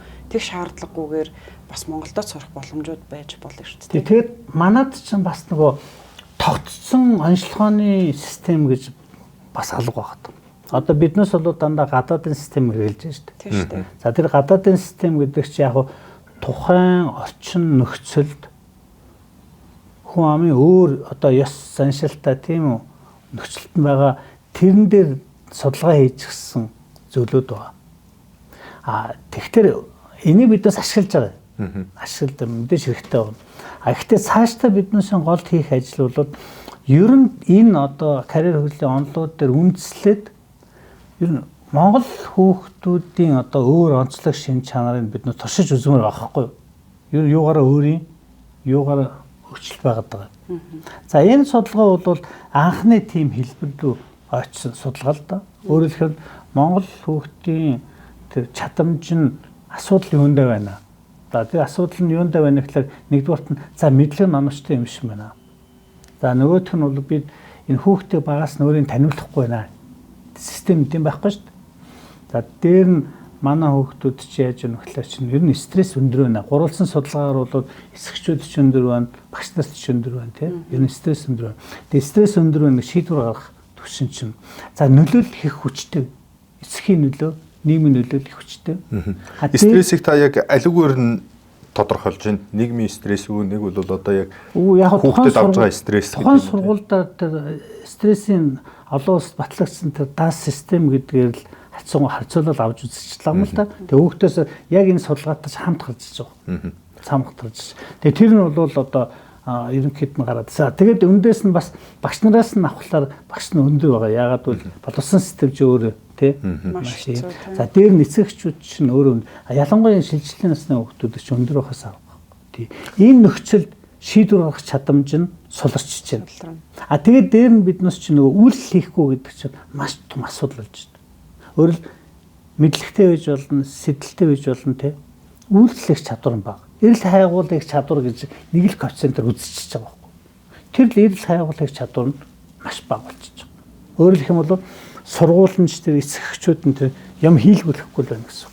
Ер нь ингээд бусад салбарын жишг альва нэг үйл ажиллагаа ингээд бүтэмжтэй болохын тулд хөрөнгө оруулалт юм уу хамтын ажиллагааны олон хэлбэр байгаа юм л да. Энэ одоо юу гэдэг төр хувийн хвшлийн түншлэл гэж байна. Олон улсын санхүүжилт төсөл хөтөлбөрүүд байна. За тэгэл бүр дэвшлэх юм бол одоо бонд ч гэдэг юм уу те. Ингээд нөгөө шууд бүтээн байгуулалт уу хөгжилт хвшлийн асуудалд ингээд нэг юм халхам хийхэд энэ ингээд яваад байна. Тэгээ энэ өөрөө нийгэмд ингээд хэдийн ингээд нөгөө таньдаг нэршил болчиход байгаа байхгүй. Одоо таны төрөний хэлсэн нөгөө мэрэгжил сонголт гэхээр би энийг яагаад ингээд болгоомжлоод байхаар ярьсаар хагаад нөгөө нийгэм дадлуулчих үедээ те ярьж л эдэг гэдэг болчих үедээ тийм учраас бидний энэ нөгөө ашиглах нэр томьёо хүртэл ямар байх уу гэдэг шиг энэ нөгөө төр хувийн хвшлийн түншлэгээд ингээд бас л бий болцсон. Энэ тэгээд энэ хоёр нийлэхээрээ нэг ийм ажил болцдог гэдэг бас нийгэмд нэг ойлголт. Яг энтэй адилхан энэ боловсролын салбарт за тэгвэл одоо түрүүний бидний хэлээд байгаа энэ системийг зөвхөн ингээд одоо нөгөө хуулиараа ч юм уу яамны хэмжээнд бодлогын хэмжээнд ингэдэггүй маа гэхэд төр хувийн хвшлэлээр бид нэр ингээд нэг дүүрэг, нэг сургууль, нэг бол одоо нөгөө хүсэл сонирхолт нь нийцсэн судалгаан дээр үндэслэн нэг лаборатори сургууль гэдэг шиг энийг ингээ хэрэгжүүлэх боломж байдаг юм болов. Энэ дэр та ямар одоо судалгаа мэдээлэл байна? Тэгээ энэ дэвт бол манай эрх зүйн систем айгүй сайн болцсон байгаа шүү дээ. Тэгээ одоо ялангуяа тэр нүүтийн татвараас чөлөөлөх гэж бүр заалт нь ороод ирсэн аж ахуй нэгжүүд тийм мэргэжил сонголт ажил мөржийн чиглэл хэмжээний чиглэлээр сургалт явуулах үйл ажиллагаад ямар нэгэн санхүүжилт хөрөнгө оруулалт хийх юм бол тэрийг бол чөлөөлнө гэд заасан байна. Тэгээ энэ бол яаж ийм нөхлөө нөгөө сургуулиуд мань өөрөө ядангуяа би түрүү хэлсэн шүү дээ нөгөө захирлууд мань өөрөө тийм үү санаачлаад яг энэ заалтыг бариад тэгээ алтан байгууллагатай түншийн гэрээ хийгээд одоо янз бүрийн одоо үйл ажиллагаа явуулахад тэр бол нээлттэй болчихсон байгаа шүү дээ. Энэ заалтыг ашиглах юм бол тий жишээлбэл одоо төрөмс байгуулагч байсан ямар нэгэн байгуулагч байсан яг ажил мэргэжлийн чиглэлээр яг сургалт явуулсан нөхцөлд тэр чинь татвар шилэл дүр заалтна гэж байгаа. Энийг боломжийн бол одоо сайн ойлголт аль алинд төрөхгүй байна. Нэгдүгээр сургуулиуд энийг ойлгохгүй байна. Төслөө хийж чадахгүй байна. Нөгөө байгууллагууд нь бас энийг яг сайн нарийн ойлгохгүй байна. Мэдээлэл дутуу. Ялангуяа энэ том байгууллага одоо энэ оюутлогооч гэдэг юм уу, энэ гоогч байдаг юм уу, энэ их том байгууллагууд бол одоо тэр хөрөнгө оруулалт хийх талаар асуулга болчиход байгаа байхгүй юу? Энэ маш сайн ойлгуулад гэх юм бол энэ хүүхдийн төлөө энэ цаад утгаар аж ахуй нэгжүүд маш хэрэгтэй. Нөгөө хөдөлмөрийн зах зээл дээр одоо хүмүүсүүд номсдод байна шүү дээ. Тийм шүү дээ. Тэгэхээр эднээс хөрөнгө оруулалт хийгээд байж тэр хөдөлмөрийн зах зээл дээр чинь хамгийн сайн боловсон өрчим хөхөд тэр 10 жил маш чухал оролттой шүү дээ. Тэгээ энэ цаад утгаараа гихцэн чинь бас нэг өөрсөнд нь хэрэгтэй л болчиход байна шүү дээ. Тэгэхгүй одоогийн хөдөлмөрийн зах зээлийн түрүүний хэлсэн судалгаа аваад эрэлт нь байна. Нийлүүлэлт нь байна тийм. Ингээд очтгүй болчих. Энд чи яаж ийм хөдлөж чинь ганц төрд найдад байж болохгүй. Хувийн хвшил хамтрахаа их чухалчод хамтын үйл ажиллагаа. Дээр нь бас эндээс нь дахиад эцэгчүүдийн өөрсний оролцоо их чухалчод өөрснөө нэг оролцоод сургуулиудад шахдаг тийм хуулиур байх хэрэгтэй. Энийг оруулаач, энэ сургуульд ийм оруулаач, ийм юмыг хийгээч гэдэг. Нөгөө эцгийн төлөөлөл зөвшөөрөл гэдэг. Үйл ажиллагаа одоо идэвхтэй ажиллах хэрэгтэй байхгүй. Яг энэ тэр ажил мөржийн чиглэл хэмжээний яг ийм олго тануус инг гэдэг шахдаг зөвлөдөг. Ингээд аль талны итүү санаас гахгүй бүх юм ганц сургуульд татчихдаг. Тэгээ яг анги өдөрцөн баг шүү дээ. Тийм үгүйсэн байна шүү дээ. Түрүү яг нөгөө хэлсэнчлэн нөгөө багш нь ч үүргээ ухамсарлахгүй, эцэг их маань ч ухамсарлахгүй байгаа ч нөгөө нийгэмд хүлээсэн үүргээ тий. А гэтэл энэ чинь яг нэг юм нэг талаасаа жижигхэн ингээ манай гэр бүл доторх асуудал юм шиг боловч яг асуум дээрээ төрийн хвшилж байсан тий, хувийн хвшилж байсан, төрийн байгууллагч байсан шууд утгаараа биш ч гэсэн алсуураа шууд нөлөөлнө очиж байгаа шүү дээ тий. Нөгөө мэрэгжил сонголтод буруу ах, нөгөө нэг боловсон хүчин очих зэгтээ очихгүй байх гэдэг ч юм уу. Тэгэхээр нөгөө аль нь яг өөрсдийнхөө одоо эрх ашиг гэхээс илүүтэйгээр одоо нийгэмд те ямар нөлөө үзүүлж болох вэ? Миний дэмжлэг юу ээж болох вэ гэдэг байдлаар ядаж одоо чинь хүүхдүүдэд нээлттэйгээр хаалгаа нээж өгдөг баймаар байгаа байхгүй. Тэгээ эн чинь наад зах нь хүүхдүүд тухайн одоо мэрэгжлийг таньж мэдэх үйл явцын хүрээнд очиод бас нэг удаа нүдэрээ хармаар байна, мэдрэмжээ авмаар байна, тархиндаа боддоор суулгаж төсөөллөө бий болгомоор байна гэдэг эн чинь аюул чухал үйл явц байхгүй. Гэхдээ харьцангуй зүгээр яг ялангуяа хувийн ишлүүд бол энэ дээр маш их нээлттэй ханддаг болцсон байлээ. Тэгээ одоо жишээ нь яг ингээ хүүхдүүдийг ингэмээр байна, танилцуулах юмэр байна. Танаа ийм мэрэгчлэнтэй уулзмаар байна. Та ингээд цаг тавиад өгөөч те хүүхдүүдийг ингээд нэг магадгүй танаа үйлдвэрээр гэдэг ч юм уу те түүр хийлгээ ингэмээр байна. Процессыг нарийн тайлбарлаад гэхээр нээлттэйгээр ямар ч байсан хүлээж авдаг болчихсон байгаа. Тэр нь тэгээд аймагуд ч гэсэн их боломж байгаа. Заавал улсын ярихгүй яамаг харахгүй аймаг өөрийнх нь төсөв суулгаад ажил мужийн чигээр хэмжээнд бол одоо ингээд тодорхой хөрөнгө санхүүжилт хийх, энийг дэмжих бүх болцоо байна. За эхнээсээ эхлээд бас зарим аймагуд бас хийж эхэлж байна, тий? За ялангуяа бас энэ төсөгчдийн холбоо энэ дээр бас анхаарал их тавьж байна. Зарим одоо сургууль төгсөөд 20 жил болчихсон улсууд эргүүлээд одоо жишээлбэл надад захиалга өгөөд тухайн сургууль дээрээ бол нэг ажил мужийн чигээр багш нарыг сургаад өгөөч, сурагчийн сургаач өгөөч гэдэг ийм аян өрнүүлж байна. Тэгээ бид бол заавалчгүй нэг төрөөс ч юм уу төсвөөс хараад ахгүй санхүүгийн энэ одоо аж ахуй нэгжүүдийг хөдөлгөх, одоо тэр ард иргэдийн хөдөлгөх, эцэгчүүдийн хөдөлгөх, тэр төсөгчтэй холбоо нутгийн зөвлөлтийг одоо тэр 100 жил болохоор чи асар их хүн гарч ирж байна. Гэхдээ тэр одоо тэр 100 жилээр морь уралдуулаад ингээл одоо бай шагнал өгж яхад нөгөө хүүхд чинь хаана байд тий. Тийм яг зөв. Тэр хүүхдтэй тодорхой за тэр нэг одоо тэр медальных нэг тэр ландынх нь тал дээр л өгөө гэж бодох чинь асар их ажил багталтай ш тэр хүүхд. Тэр багш нарын сургууль давалдаа жишээ тэг. Гэх мэтлэн ингээд нөгөө энийг нийгэмд хөрөнгө нь байна. Бид чагштай хэрэгжилж чадахгүй. Заавал төр хараад байхгүй асар их санхүүжил байна шүү дээ. Тийм санаж байна. 2 жилийн өмнө санаж байна. Манай дээр нэг яг өвөөнд Дорноговь аймгийн нэг настан байсан. Тэгээд хүүхдэд дагуулж ирээд би одоо энэ нөхрийг ерөөс очих нь алтгүй. Битээр ойлголцож чаддгүй гэд ирж ирсэн. Тэгээд зөвлөгөө аваад зөвлөгөөнийхаа дараа энэ бол үнэхээр хэрэгтэй юм байна. Тэгээд удахгүй манай сумын яг 100 жил болгож байгаа. Тэгэхээр би яг ингээд нутгийн зөвлөлийнхэнтэйгээ ярилцаад тий одоо хүүхдүүд рүүгээ чиглэсэн байдлаар би бүр танаас энийг ингээд авмаар байна гэд. Тэгээд үнэхээр хөөрхий дэмжигдээгүй юм шиг байна. Тэгээ над руу буцаж уцтаад гэхдээ миний сэтгэл бол байгаад байгаа. Би хизээ нэгэн цагт энийг заавал хэрэгжүүлнэ. Би яг сумынхаа хүүхдүүд дээр би ингээ хотод өөрөө бараг 30 жил амьдарч байгаа. Би одоо ингээ буцаа нутагт очиж амьдарч байгаа хүн. Тэгээ миний нутаг бол миний хувьд аягүй чухал. Тэгэхээр миний нутгаас гарч байгаа энэ боловсон хүчин хүүхдүүд ч гэсэн аягүй чухал учраас гэдэг. Тэр хүний сэтгэл нь надад бүр ингээ амар гоё юусан баг. Хүн болгоо яг ингээл боддог болчих юм бол тий дорноо зүгээр жоохон сэтгэл гаргаад жоохон хариуцлах шүү миний тэ нийгэмдээ үзүүлэх гэдэг ч юм уу миний үүрэг шүү гэдэг байдлаар хандчих юм бол уг нь бол бид нар заавал ингээл төр болохгүй байх төрөөс мөнгө авъя гэж өстө таны хэлдгэр тэ нөө төсөв гэж хүлээхгүйгээр шийдэх боломж гарцууд бол зөндөө байгаад байгаа байхгүй. Их олон гарцууд байна. Тэгээ тэрийг биднес нэгдсэн журам ашиглах юм бол ер нь их боломжтой л байна. Хамгийн нэг талаар ойлгохгүй байгаа л гэсэн үг тий.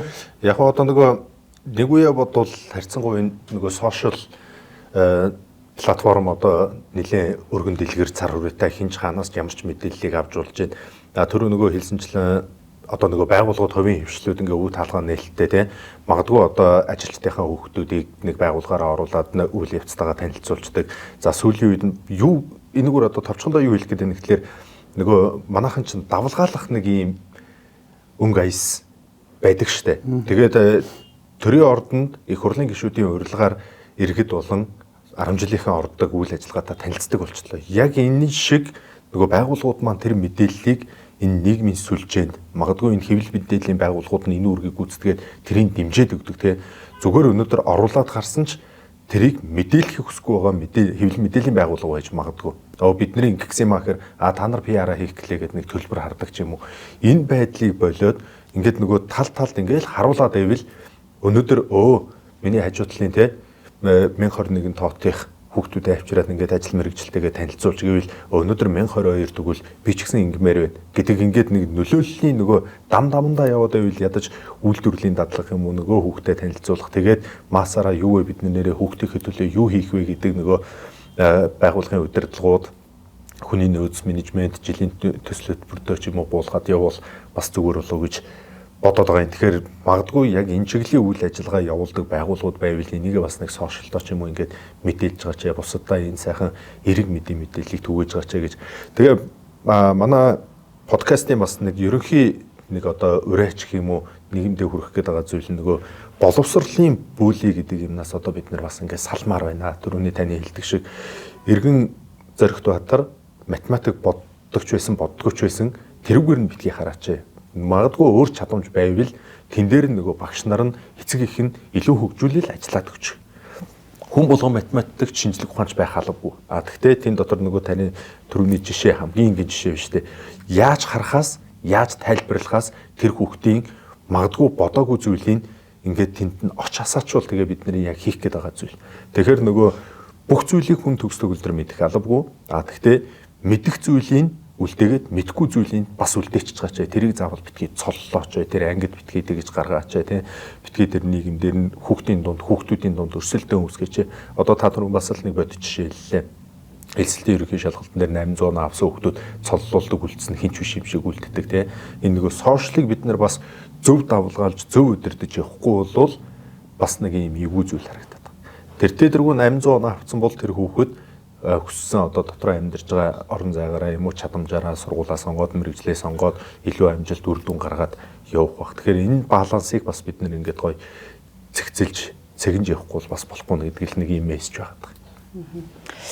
За би түрүү нөгөө таны судалгаатай холбоотой асуулт асууя. Одоо яг энэ судалгаанаас гарсан онцлогоо маань өөрөө яг тухайн хүүхдийг боддоор дүгнээд тэ одоо онцлоод тийм гутаа яг бид нар буцаагаад хөтөлбөрөөрөө тухайн хүүхдэд яг баг VIP маягийн тий бүр тусгаалсан хөтөлбөр хэрэгжүүлэх гэдэг шүү дээ тий. Тэгэхээр мэдээ зүгээр ингээ ботсон ч гэсэн сонсгож шууд ингээ үр дүн харагдаж байгаа байхгүй тий. Гэтэл би чадамжгүй хүнийг 1000 чадамжтай хүн шиг нүдэд гүйцэхүүгүй юу. Чадамжтай хүн бол тэртээ энд амархан юм зааж хахад чадаад явчин тэгэн гут энэ айгу баг санагдаад чамлаад ирнэ гэдэг ч юм уу гэп үсээд байгаа шүү дээ тий. Тэгэхээр хөтөлбөр бол ерөнхийдөө бол яг хэрэгжүүлээд жишээ нь онцлогоо хийгдээд хэрэгжүүлэхэд бол үр дүнтэй санагдаж байгаа. Зүгээр магадгүй яг бид нар энэ хөтөлбөрөөр хүүхдийг одоо чадамжийг өсгөхснөөрөө Монгол хүүхдийн ондоошил гарч болох уу? Энэ мэргэжил сонголт гэдэг ойлголт нь бол ингээд судлал хийх өргөн үрээд одоо энэ ч хүний амьдралын одоо утгуучтай холбоотой амьдралын зорилготой тэр хүн ирээдүйд яаж явахтай холбоотой зүйл байна. За тэгээд энэ зүйлд хүрэхийн тулд хамгийн гол нь тэр мэргэжил сонголтын чадамж өндөр байх хэрэгтэй байхгүй. Тэгээд тэр чадамж өндөр байхын тулд яах вэ гэх юм бол биднес тэр өндөр байна уу, бага байна уу гэдэг ихэд хэмжчихэд тэгээд хэмжсэн үзүүлэлтээр ажиллах хэрэгтэй байхгүй. За хэмжин гэдэг маань түрүүний хэлээд байнга хэлээд байгаа бол мэдлэгийг хэмжиж чинь, сэдлийн хэмжиж чинь, үүлийн хэмжиж чинь. За эндээс юу харж яах вэ гэхээр тухайн хүүхэд ухамсарлаж сонголт хийж гэнэ үү, ухамсарлаагүй сонголт хийж гэнэ үү гэдэг энүүгээр мэдчихэж байгаа. Яг бол одоо нөгөө дагаад байгаа хүүхдүүд байна шүү дээ. Окей болж гэн би яваад өгчий гэдэг. Эсвэл би энийг өөрчилж гэнэ үү. Тэгвэл тэр ухамсар сонголт гэж юу юм бэ гэж асууж. Энэ дээр гарч иж байгаа. За ухамсар сонголт гэдэг нь өөрөө нарийн нэгтлэн туршиж үзхийг л ярьж байгаа. Одоо энэ гурван юу байх юм бол би тэрийг ингээд өнөхөр очиод асуугаад түрүүн ингээд үйлдэл татан оруулаад ингээд хийгээд эргцүүлэн тунгаагаад энийгээ сайжруулад яваад байх тийм сонголтыг. Цаашдаа өөрт нь амьдралд нь хэрэгтэй.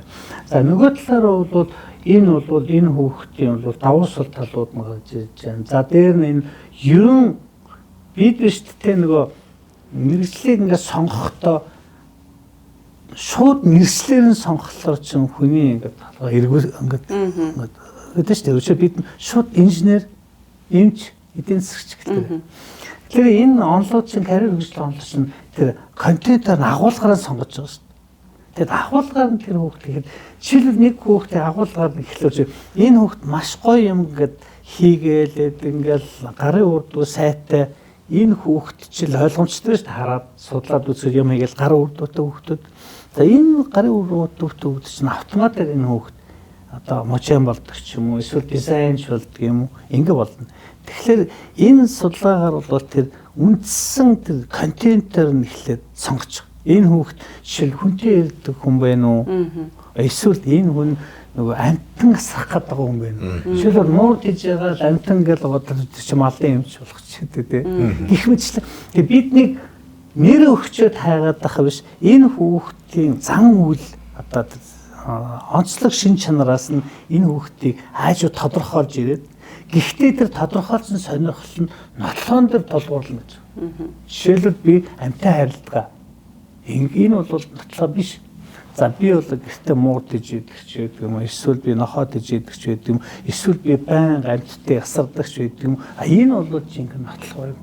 Гэт энэ дээр нь толгуурсан тэр шинэлгийг хийлгүүлээд бас гадна энэ хүүхд юу дутгаж байна гэдэг гаргачих. Жишээлбэл энэ хүүхд мэдлэг дутгаж байгаа бол ямар мэдлэг нэ? Өөрийгөө таних мэдлэг. Энэ чи өөрийгөө мэдэхгүй байгаа юм. Эсвэл энэ хүүхд зорилгоо тодорхойлж чадахгүй. Ялангуяа судалгаагаар яаж өгөхлөөр хүүхдүүд айгүй болон жижиг зорилготой байна. Тэр жижиг зорилгоо том зорилго болгож чадахгүй. За дээр нь энэ хүүхд бол яаж ийм гэхээр угаас тэр үйл хийхгүй нь судлахгүй байна уу? Гэхдээ энэ зүг зүйлүүд нь том зургаар нь гаргаж ирэнгуутаа энд бол карьер хөгжлийн ийм төлөвлөгөө хэрэгцээтэй юм байна гэдэг нэг дүр зураг гаргаад ирэнгуутал за нөгөөтгөө бол энэ хүүхд хамтарч одоо хэрэгжүүлэгч. Энийг л одоо юу гэж хэлж байгаа вэ? Чадамжийн суурилсан судалгаанд үндэслэн тэр хүүхдийг аажуу өөрчлөх арга гэдэг. Тэгэхээр нөгөө хүүхд нөгөө залхуу байна гэдэг чинь одоо биш. Яг тэр хүүхд судалчлаа. Давуу судлалын олчлоо. Дутагтаад өгч зүйлүүд нь олчлоо тий. Одоо тэр хүүхд аажуу ажиллаад ирэнгуут нөгөө хүүхд ажиллаад ирэнгуут энэ ажиллаж шүү дээ тий. Ажиллаж जैन болж энэ хүүхд орж хийж яана гэдэг. Тэгээ бид нар таамагаар чи хичээлээ хий чиглэлээ сонг гэд зүтгээ захаас биш. Яг өөрсөнд нь ингээд ажиллаад ингээд хийх юм бол хүүхд бүхэн өөр л болчихж байгаа. Тийм шалганы үр дүн тийм л байна. Одоо яг хөө чадамж дээр ажиглах гэдэг чинь одоо эцэг их харилцан адилгүй те мэдрэмтчөөр нэг ингээл нэг сагсаар нэг явуулж үзгээл те нэг спортын дөртөө болох гол олон төрлийн спортоор ингээл нэг сургууль дээр нь байгаа дугуулсан секцэд хамруулдаг. За одоо сурлагын ахиулах гал ингээл одоо хэлний үнэхээр юутай байна уу өгөгдөл байна уу зарим зүгээр YouTube үзээд англи хэл сурч байхад зарим нь сургалтанд яваач сурахгүй байна те. Ингээд энэ дунд нөгөө ялгаа байхгүй эцэг их хайгаад байгаа байхгүй. Тэгээ энийг ямар шинж тэмдгээр яаж илрүүлээд яаж тодорхойлоод нөгөө зан чанарын нөгөө чадамжийн тодорхойлох вэ гэдэг юм дээр бид нэр бас ийм нэгдсэн ойлголттой нэгдсэн байр суурьтай байхгүй болвол тэгээд тэрийг дахиад нөгөө төөрөөд байгаа эцэг эхчүүдэд ч гэсэн нэг ийм гарын авлагатай болохгүй бол бас болохгүй болчихдог байхгүй. Тэгэхээр энэ дээр бас одоо манай хоёр судлаач зөвлөх багш нар маань бас юу гэж хариулах вэ? Яг ер нь одоо бол янз янзын гараа авлагууд байна л да. Энэ багшийн гараа авлага гэж байна, сурагчдын гараа авлага гэж байна. Өөрөлдөө одоо энэ гараа авлага нь бол чадамжийг дэвшүүлэх 8 алхам гэдэг. За багш нарт бол чадамжийн суурилсан ажил мужийн чигээр хэмжээний сургалт. Өөрөлдөө багш нар яаж энэ нэг заах вэ? Чадамжийн суурилсан сургалт гэж юу юм? Гэдэг гараад ирчихсэн ийм зүйлүүд байгаа. За энийгээ ч гэсэн тэгээд багш нарт ингээд туршаад ингээд яваад байгаа юм. Ингээд боломж олгоод ингээд яваад байгаа юм л да. Тэгэхээр тодорхой хүрээнд. Хязгаар хүрээнд л байгаа. Ингээд судлаад туршаал ингээд хийгээд байгаа. Зүгээр хамгийн гол асуудал нь нэн яалтаа багш нарыг сургах, тэрийг чадамжуулах асуудал. Багш нар өөрөө мэрэгчлээ хин зэрэг сонгосон юм. Тэгээ ингээд сургалт явуулахын тулд багш нарт өөрт нь асуулт тавьж байгаа. Ер нь одоо хэр зэрэг мэрэгчлэлтэй сэтгэл хангалуун юм. Тэ? Энэ хаана ямар дутагдаад байна. Тэ? За ихтэй энгийн жишээл болохоор чинь хэрвээ одоо мөнгө чи хангалттай байгаад энэ багшийн ажлыг хийх үү гэж. гэх юм уу те. Тэгэхээр багш өөр дээрээ яг энэ тестийг хийгээд багш өөр дээрээ яг энэ гарын авалгаа ажилуулаад багш өөр дээрээ тэр анализ суулгаад багш өөрийнх нь тэр сонирхлоо ингэж тодорхойлоод үнэхээр ажилд ихтэй байгаа юм а гэд энийгээ сураад авчих юм бол яг л тэр өөрийнхөө сурсан хүүхдэд зөвлөгөө өгөх боломж их өндөр болчихсон. Багангийн багш нар. Заавал багангийн багш нар ерөөсө багш нар бүх багш нар байх шаардлагатай. Гэхдээ над чинь ингээд тэгэхэр чи одоо бас биднэрт тийм цаг хугацаа ч юм уу боломж ямар байна гэж харахад багийн багш нар бол бүх хичээлээ ангийнхантайгаа ингээд 5 дугаар анги хүртэл явж байгаа. А дундаас ороод ирэхлээр нөгөө багш нар маань монгол хэл, мат бол мат, физик бол физик гэдэг нөгөө чиглэлийн хичээлээ заагаа явчих. А тэгэхээр тухайн өгөгдсөн 40 минутанда би ангид орж ирээд нөгөө үндсэн программаа суур боловсрлоо заагаад гарах хэрэгтэй байхад надад нөгөө өгөгдсөн цаг байхгүй тэнд байгаа 40 хүүхдээс би хэдэн хинбэ гэдгийг мэдэхгүй нөгөө даац маань өөрөө ерөнхий боловсролын сургуульд 10 дугаар ангийн хэдэн 100 хүүхэд байгаа юм. Нэгдүгээр цаг дээр би 10А дээр ороод физикээ заачаал 2 дугаар цаг дээр дахиад 10Б-д ороод ингээл нөгөө хуваараараа явахаар бас хэцүү болчиход байгаа байхгүй. Тэгэхээр тэнд байгаа 10А-д орж ирсэн 40 хүүхдэд хэн яг физикээр явах бол хэн шинжлэх ухаанч байх бол те 10Б-д ороод хэн байгаа бол гэдгийг тааж мэдгээд хэцүү болчиход байгаа байхгүй. Олоход энэ бол нөгөө цаг хугацааны урт мэдээ жилийн програм донд нөгөө явцын шалгалтаа өгөгдөл те ангийн итвэх оролцоо гэдэг юмар харагдах бах. А тэр дунд мэдээж яг нөгөө ахлагын багш нар бол алстай юм байна. Анги өдөрцөн буюу багийн багш харин анханасаа 50-д ороод ирэх юм бол аргачлал буюу арга зам илүү хэлбэр болоод нөгөө эцэг ихч барыг одоо таны хэлснээр ингээд төрөгдөхгүй болчих. Хүүхэд нөгөө багаасаа хичээлдээ яваа хүрээд ирсэн чинь зан чанараа тодорхойлцсон. Тэгээ явж исэн чинь 2 дугаар ангид орсон чинь өөрөө баг нөгөө спорт хоббигоо ингээ олцсон те. Тэгээ ингээ олоод ороод ирэх юм бол эцэг их харин тэн дээр нэстэ дэмжээ те. Секцэнд нь явуулаад, дугууланд нь явуулаад, чадварыг сайжруулад нөгөө дуртай зүйлийг илүү ингээ таньж мэдэх тал дээр нь ингээ гэр бүлийн хэмжээнд дэмжлэг үзүүлээд явах боломжтой. Тэгэхээр би харин нөгөө хэлээд байгаа нь бид нэр одоо гал унтраах гал өнөөдөр төгсөж байгаа 30 мянга, дараа жил төгсөж байгаа 45 мянгатай гэж твдгээс нөгөө бүр багангийнхаа менежмент рүү ороод системээ угсраад ингээд явбал нөгөө багш нараа бэлдээ хүүхдүүд нь ингээд явчих юм бол нөгөө хүүхэд гэхээс илүүтэй шууд багш нар гэдэг систем рүүгээ яран орох зөв юм болов гэж одоо би зүгээр яг ингээд энэ ярилцлагын хугацаанд бас ингээд нэг хараад байна л да. Яг ингээд өөр дээрээ нэг тавьж үзэл эцэг эхийн өнцгөөс те багш нар дээр ингээл хараад байна. Тий, тэгэхээр багш нар өхөн өөр аргачлалаар ажиллах юм. Жишээлбэл одоо багийн багшийн гол зорилго нь юу вэ? Мэдээж олон юм байна. Багийн багшийн гол зорилго нь бол ер нь энэ хугацаанд хүүхдийн сонирхлыг тодорхойлоод тэрийг баталгаажуулах. Ээж автаа суурийн тавина гэсэн үг. За мэрэгжлийн багш нар бол яг үгүй хичээл бүхнээ дүүцүүл заах юм. Жишээлбэл математикийн хичээл зааж байгаа, физикийн хичээл зааж байгаа багш нар шүү дээ. Тэрийг мэрэгжил тонготой уйлсан тодорхой аргачлалаар хичээлээ мэрэгжил сонголттой холбоо заадаг. Тийм учраас энэ мэрэгжлийн нь тийм заагаад өгчих юм бол энэ хичээлүүдийг яаж ажил мэргэжилтэд үед заах вэ гэдэг тодорхой тооны бас тийм аргачлалын заагаад өгч л гэсэн үг дууг нь. Тэгэхээр тэр чинь бол яг адилхан болчихоо. За тухайн 50 минутанд заах юм бол те тодорхой нэг схем бол яг энэ миний энэ одоо хичээлээр мэргэжил сонголттой энэ асуудал дээр ингэж ингэнэ гэсэн аргачлал заагаад өгчлээ. Тэрс нэг л юм яриад байгаа хооронд нь холбоологчж байгаа гэсэн. Уялдаа холбоо. Одоо 12 жилээр байгаа.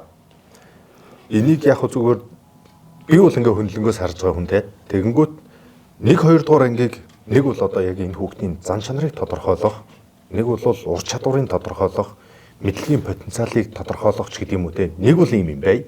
А эсвэл 11-12-д нь нөгөө үйлдвэрлэлийн дадлага буюу жинхэнэ мэрэгшүүлэх тал дээр чамайг оюутан болоод явахдаа чи алдаа гарахгүй мэрэгжлээ сонгоод чадахчаад ингээд цаашаа ингээд хөгжөөд явна гэдэг. Энэ хоёр юм нэг эхлэл төгсгөл хоёрыг л одоо зүгээр ингээд зөв холбож өгвөл зүгээр юм болов уу гэж хараад байгаа. Нэгдүгээр тэр тэргүй 8 дугаар 8 настайгаас 1-р ангид ороод явдаг байсан үеийг 6-7 болгоцсон шүү дээ. Тэгэхээр 6-аас ороод ирсэн бол шууд нөгөө тань мэдих тэр одоо зүйл дээр буюу одоо нөгөө багш маань 1-2 жил илүү ажиллаад өгчүүл болох юм шүү тэгвэл. Би би бодлооч. Миний бодлоор яг чиний өнцөг бол дахиад нөгөө нэг төрд найдаад байгаа байхгүй юу тий. Системээр шийдээч бодлохоороо сургууль нь ингэчээл гэдэг. Яг энийг бол мэдээж учраас дагаж мөрдөх хэрэгтэй болчиход байгаа тий. Хийхэд мэдээж яг жил ирэх тусам сайжрна гэдэгт бид нар итгэх хэрэгтэй тий. Тэр яаман дээр хүмүүс ажиллаж байгаа гэдэгт бид нар итгэж байгаа. Мэдээж эн чинь нөгөө улс их орн лэмчин яавал сайжрах уу гэдгийг бол бодлогын түвшинд ярьж л байгаа тий. Бид нар харин зүгээр өнөөдөр би энд чиглүүлэгч, зөвлөгч багш хийж байгаа хүний хувьд ч гэсэн би өөрөө эцэгхийн төлөөлөл явж гэсэн миний үүрэг юу юм. Би өнөөдөр нэгдүгээр ангид та тэг яамнасаа хөтөлбөрөөрөө ингээд зан чанарыг ингээд өгчөөч. Тэгвэл ингээд би айгүй амар байх гэдэг би дэмжлэгээл үзүүлээ тэг мөнгө нь одоо байна гэх гээд штэ. Миний бодлоор бол та хүүхдээ хамгийн чухал 0-7 наснд нь маш сайн ажиглал. Хүүхдээ шийдвэр гаргалтанд орвол хүүхдээ сонсож сур дахиад хүүхдээ асуулт асуух зоригтой болох. Тийм хүүхэд сургуульд ороод ирэхээрээ нийгэмд ороод харилцаанд ороод нийтийн дунд ороод ирэхээрээ асуух юмаа асуудаг зоригтой хүүхэд юмыг өөрөө бие дааж судлах цаашаа үйлдэл хийх чадамж бий бол байдаг гэж боддог. Тэр чинь нөгөө багаасаа суучсан төлөвшөл шүү дээ. Өөртөө ихтэй байдал, гэр бүлийн орчинд би өөртөө ихтэй байдлыг нь те дахиад өөрийнхоороо үзэл бодлоо илэрхийлэх боломжийг нь тодорхой хэмжээнд гэр бүлийн асуудал дээр өөртөөгөө холбоотой зүйлүүдэд шийдвэр гаргах боломжоор нь би хангаад сургацсан учраас энэ үгэд миний үзэл бодол чухал, миний шийдвэр чухал. Дахиад би энийг ойлгохгүй байгаа учраас би асуух ёстой гэдэг тэр ухамсар суучж байгаа. Ингээд дахиад багшаа арга зөв байгаад багш харин тэр асуулт асууж байгаа хүүхдээр маш чухал те ингээд поинтоо өгөөд анхаарад хариулдаг байх юм бол ямар ч хүүхэд тоцрогдол байхгүй, ямар ч хүүхэд хичээлдээ дуртай дахиад илүү асуулт асуусаар л юм. Бид нар ихэнхдээ яадаг вэхээр би өөрөөрөө бодсон ч гэсэн багш нарын одоо яг нэг юм хичээлийн орчинд нөхцөл мэдээж хэцүү л дээ тий одоо ялангуяа улсын сургуулиуд огт асуултанд хариулдаг. Би дөнгөж сая заацсан шүү дээ. Тэ? Тэр хүүхэд дахиад сурах сонирхол төрөх үү? Дахиад асуух сонирхол төрөх үү? Хамгийн энгийн үзэгдэл юм шүү дээ. Тэгээ бид нар зүгээр наацхан эхлээд харилцаагаа зөв байлгаад дахиад бид нар хүүхэд юу хүсэж ийн тэрийг маш сайн анхааралтай эцэгхээ хувьд ч гэсэн багшийн хувьд ч гэсэн ажиглаад сурч. Бид нар энэ дээр ач холбогдол өгч чадах юм бол хүүхдүүд дуртай зүйлээ өөрөө судлах чадамж тэ сэтлийг нь бид нар төрүүлсээр л байх бол. Тэгээ бодлогоороо шийдээд өгчүүлэх гээ бүр сайн л шүү дээ. Тэгээ энэ том зургаар жага хэцүү л дээ. Судалгаа хэрэгтэй. Жишээл одоо ингээд хүүхдийн анги өөрчлөхөд судалгаа өөр болчихдог шүү дээ. Одоо би бол 9 дугаар ангийн хүүхдээ судлаад ингээд яваад байгаа. Тэгээ чи анги өөрчлөлөөр чи бүх нөхцөл өөрчлөлтөө. Биднээсээ хамгийн одоо өнөөдөр маш тулгымдсан асуудал бол 9 дугаар анги байна. Эхлээд энэ биднээс энийг шийдчих юм бол дараагийн алхам алхам шийдэх хэрэгтэй байхгүй юу?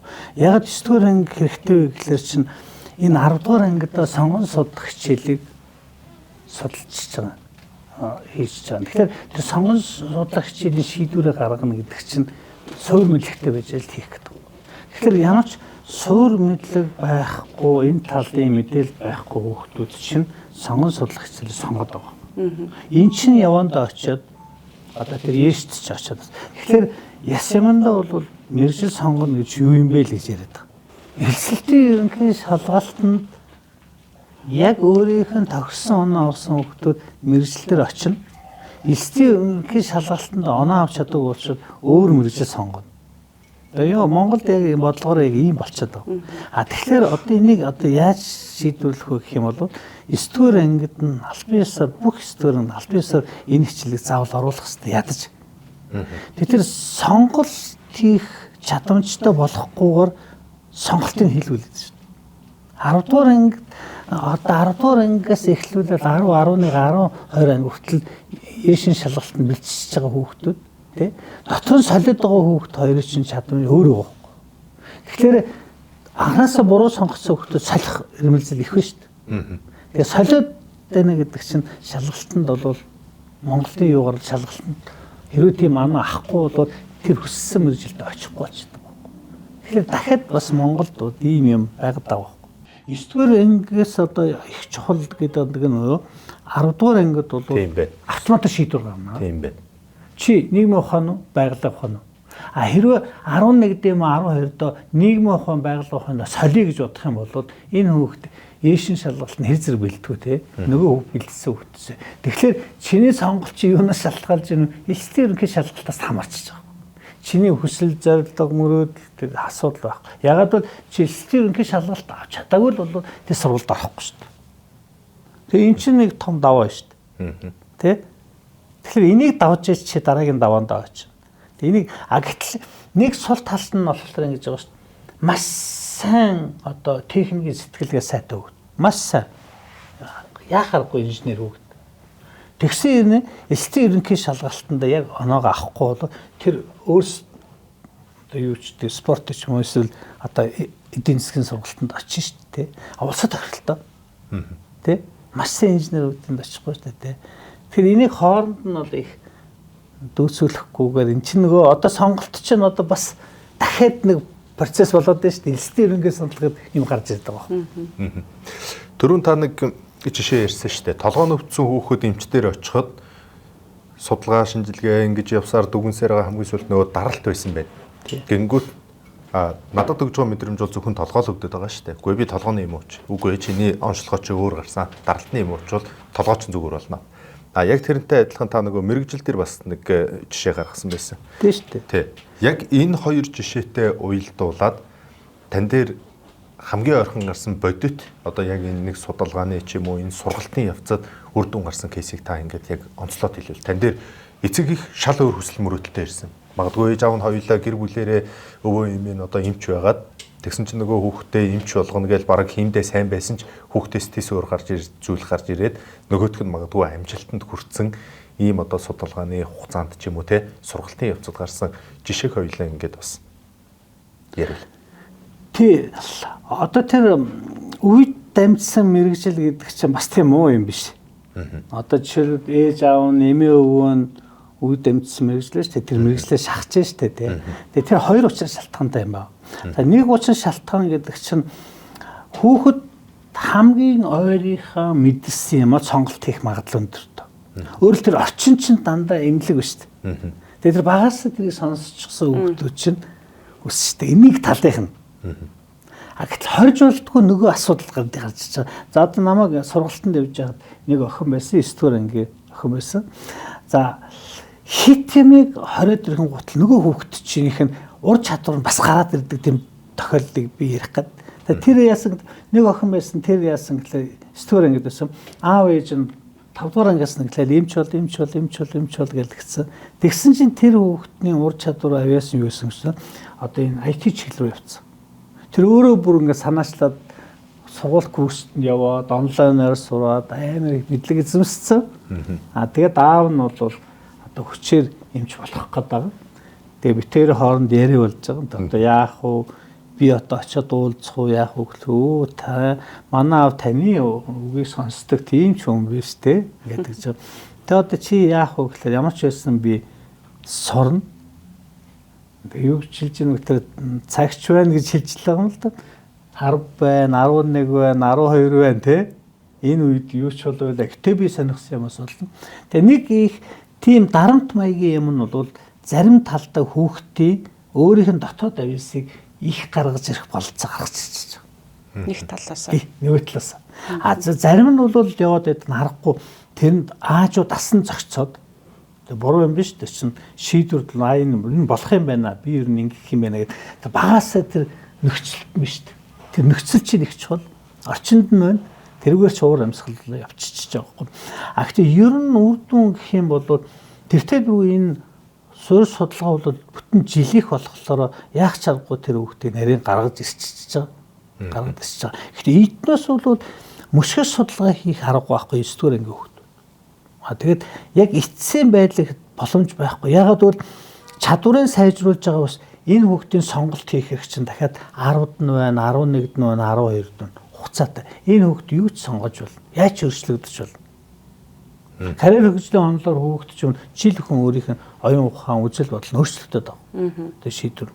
Хамгийн гол нь энэ юу вэ гэхээр тэр шийдвэр гаргах түвшин нь тэр механизмыг л их зүгээр бол чи ухамсарлсан шийдвэр гаргахад яг энэ зарчмаар явах юм бол энэ ухамсар шийдвэрт очно. Энэ шийдвэр гаргах аргыг л эзэмшүүлэх гэж. энэ мэргэжил сонголтын шийдвэрүүд чинь амьдрал хамгийн чухал шийдвэрүүдийн дараа орж ийм шийдвэр шүү дээ. Тэгээ энэ шийдвэрийг зөв гаргаад тавьсан амьдралд байгаа айгүй олон шийдвэрийг маш зөв гаргах боломжтой. Тэгэхдээ энэ шийдвэр насан туршдаа гарна. За жишээлбэл одоо ингээд өндөр хөгжилтэй орнууд карьер хөгжлийн төвүүдэд албан байгууллагууд нь захиалга өгж байгаа шүү дээ. Одоо биднээс шиг мэргэжилтэй хүмүүсүүд яасан гэхээр тэтгэврт гарахаас өмнө тэтгэврийн шок гэж юм байдаг. Тэгэхээр тэтгэврт гарахт нь бол яг одоо энэ мэргэжлийн зөвлөгөө гэж байгаа. Ягаад бол 12 дугаар ангийн хүүхэд тэтгэврт орж байгаа хүний хувьд бол адилхан нэг зүйл вэ, өөр зүйл вэ. Адилхан нь бол одоо яах вэ? Яаж юм бэ? Нөгөөдөл нь туршлага байхгүй. Энд нь мангар туршлага та. Тэгсэн хэрнээ яаж амьдрах вэ? Тэгэл тэтгэврт гэдэг чинь хамгийн шок чинь тэр байхгүй. Тэг хүмүүс тэр болгон чинь тэтгэврт чинь мэргэжлийн зөвлөгөө байхгүй болоод бас амьдрч чадахгүй шүү дээ. Чи маш их үнцийг хоримтлуулсан маш их туршлагатай хэрнээ тэтгэврийн шоконд орчихсон зөндөл байгаа шүү дээ. А яг энэ үед чинь нөгөө шийдвэр гаргах чадамж одоо хэрэгтэйсэн багт эднээс. Тэгэхээр энэ чинь энэ шийдвэр гаргах чадамж яагаад 12-д нөгөөд нь гэдэг. Энэ одоо сая үзэсгэлэн худалдаанд 1-2 дугаар курсын оюутанд ирж байгаа шүү дээ. Бас шийдвэр гаргах чадахгүй. Буруу шийдвэр гаргацаад яах вэ? За тэгээд 28 29-т ингээд арай ажил мөрөд боломжтой болсон. Бас шилжилт. Яах өөр байгууллага шилжих. Одоо би яах вэ? Дахин шийдвэр. За ингээд нас тогтоод ирсэн 40 мөчтэй болоод ирсэн одоо санхүүгийн хувьд бол ингээд гутал ахиулахын тулд дахин шийдвэр гаргана шүү дээ. Ингээ чинь насан туршдаа байнгын шийдвэр гаргалт шүү дээ. Хүн чинь шийдвэр л гаргаад байгаа. Тэгэхээр энэ асуудал нь бол чамд бэлэн юм өгөхгүй шүү дээ. Одоо хүмүүсүүд бол чинь нэг юм бэлэн одоо нэг тийм юм уугаад тэр имийг уухлаа насан туршдаа баян болчих юм шиг тийм мэрэгжил өгч. Одоо хилээд өгч. За тэр мэрэгжлээс чи би явах бол насаараа баяж чинь гэдэг бэлэм хайгаад шүү дээ. Энэ бэлэн жаргаж эцэс тэр өөрөө шийдэх хэрэгтэй байхгүй. Хамт өөрөө шийдэх чадвар нөхөөс биш ямар ч одоо далдыг хардгуун харангуут өө чамд гурван мэрэгжил харах юм байна чи энийг ав гэх боломж байхгүй судлах хэрэгтэй байхгүй. Харин чиний тэр гурван чиглэлийг харин чи өөрөө судалж үзэх хэрэгтэй.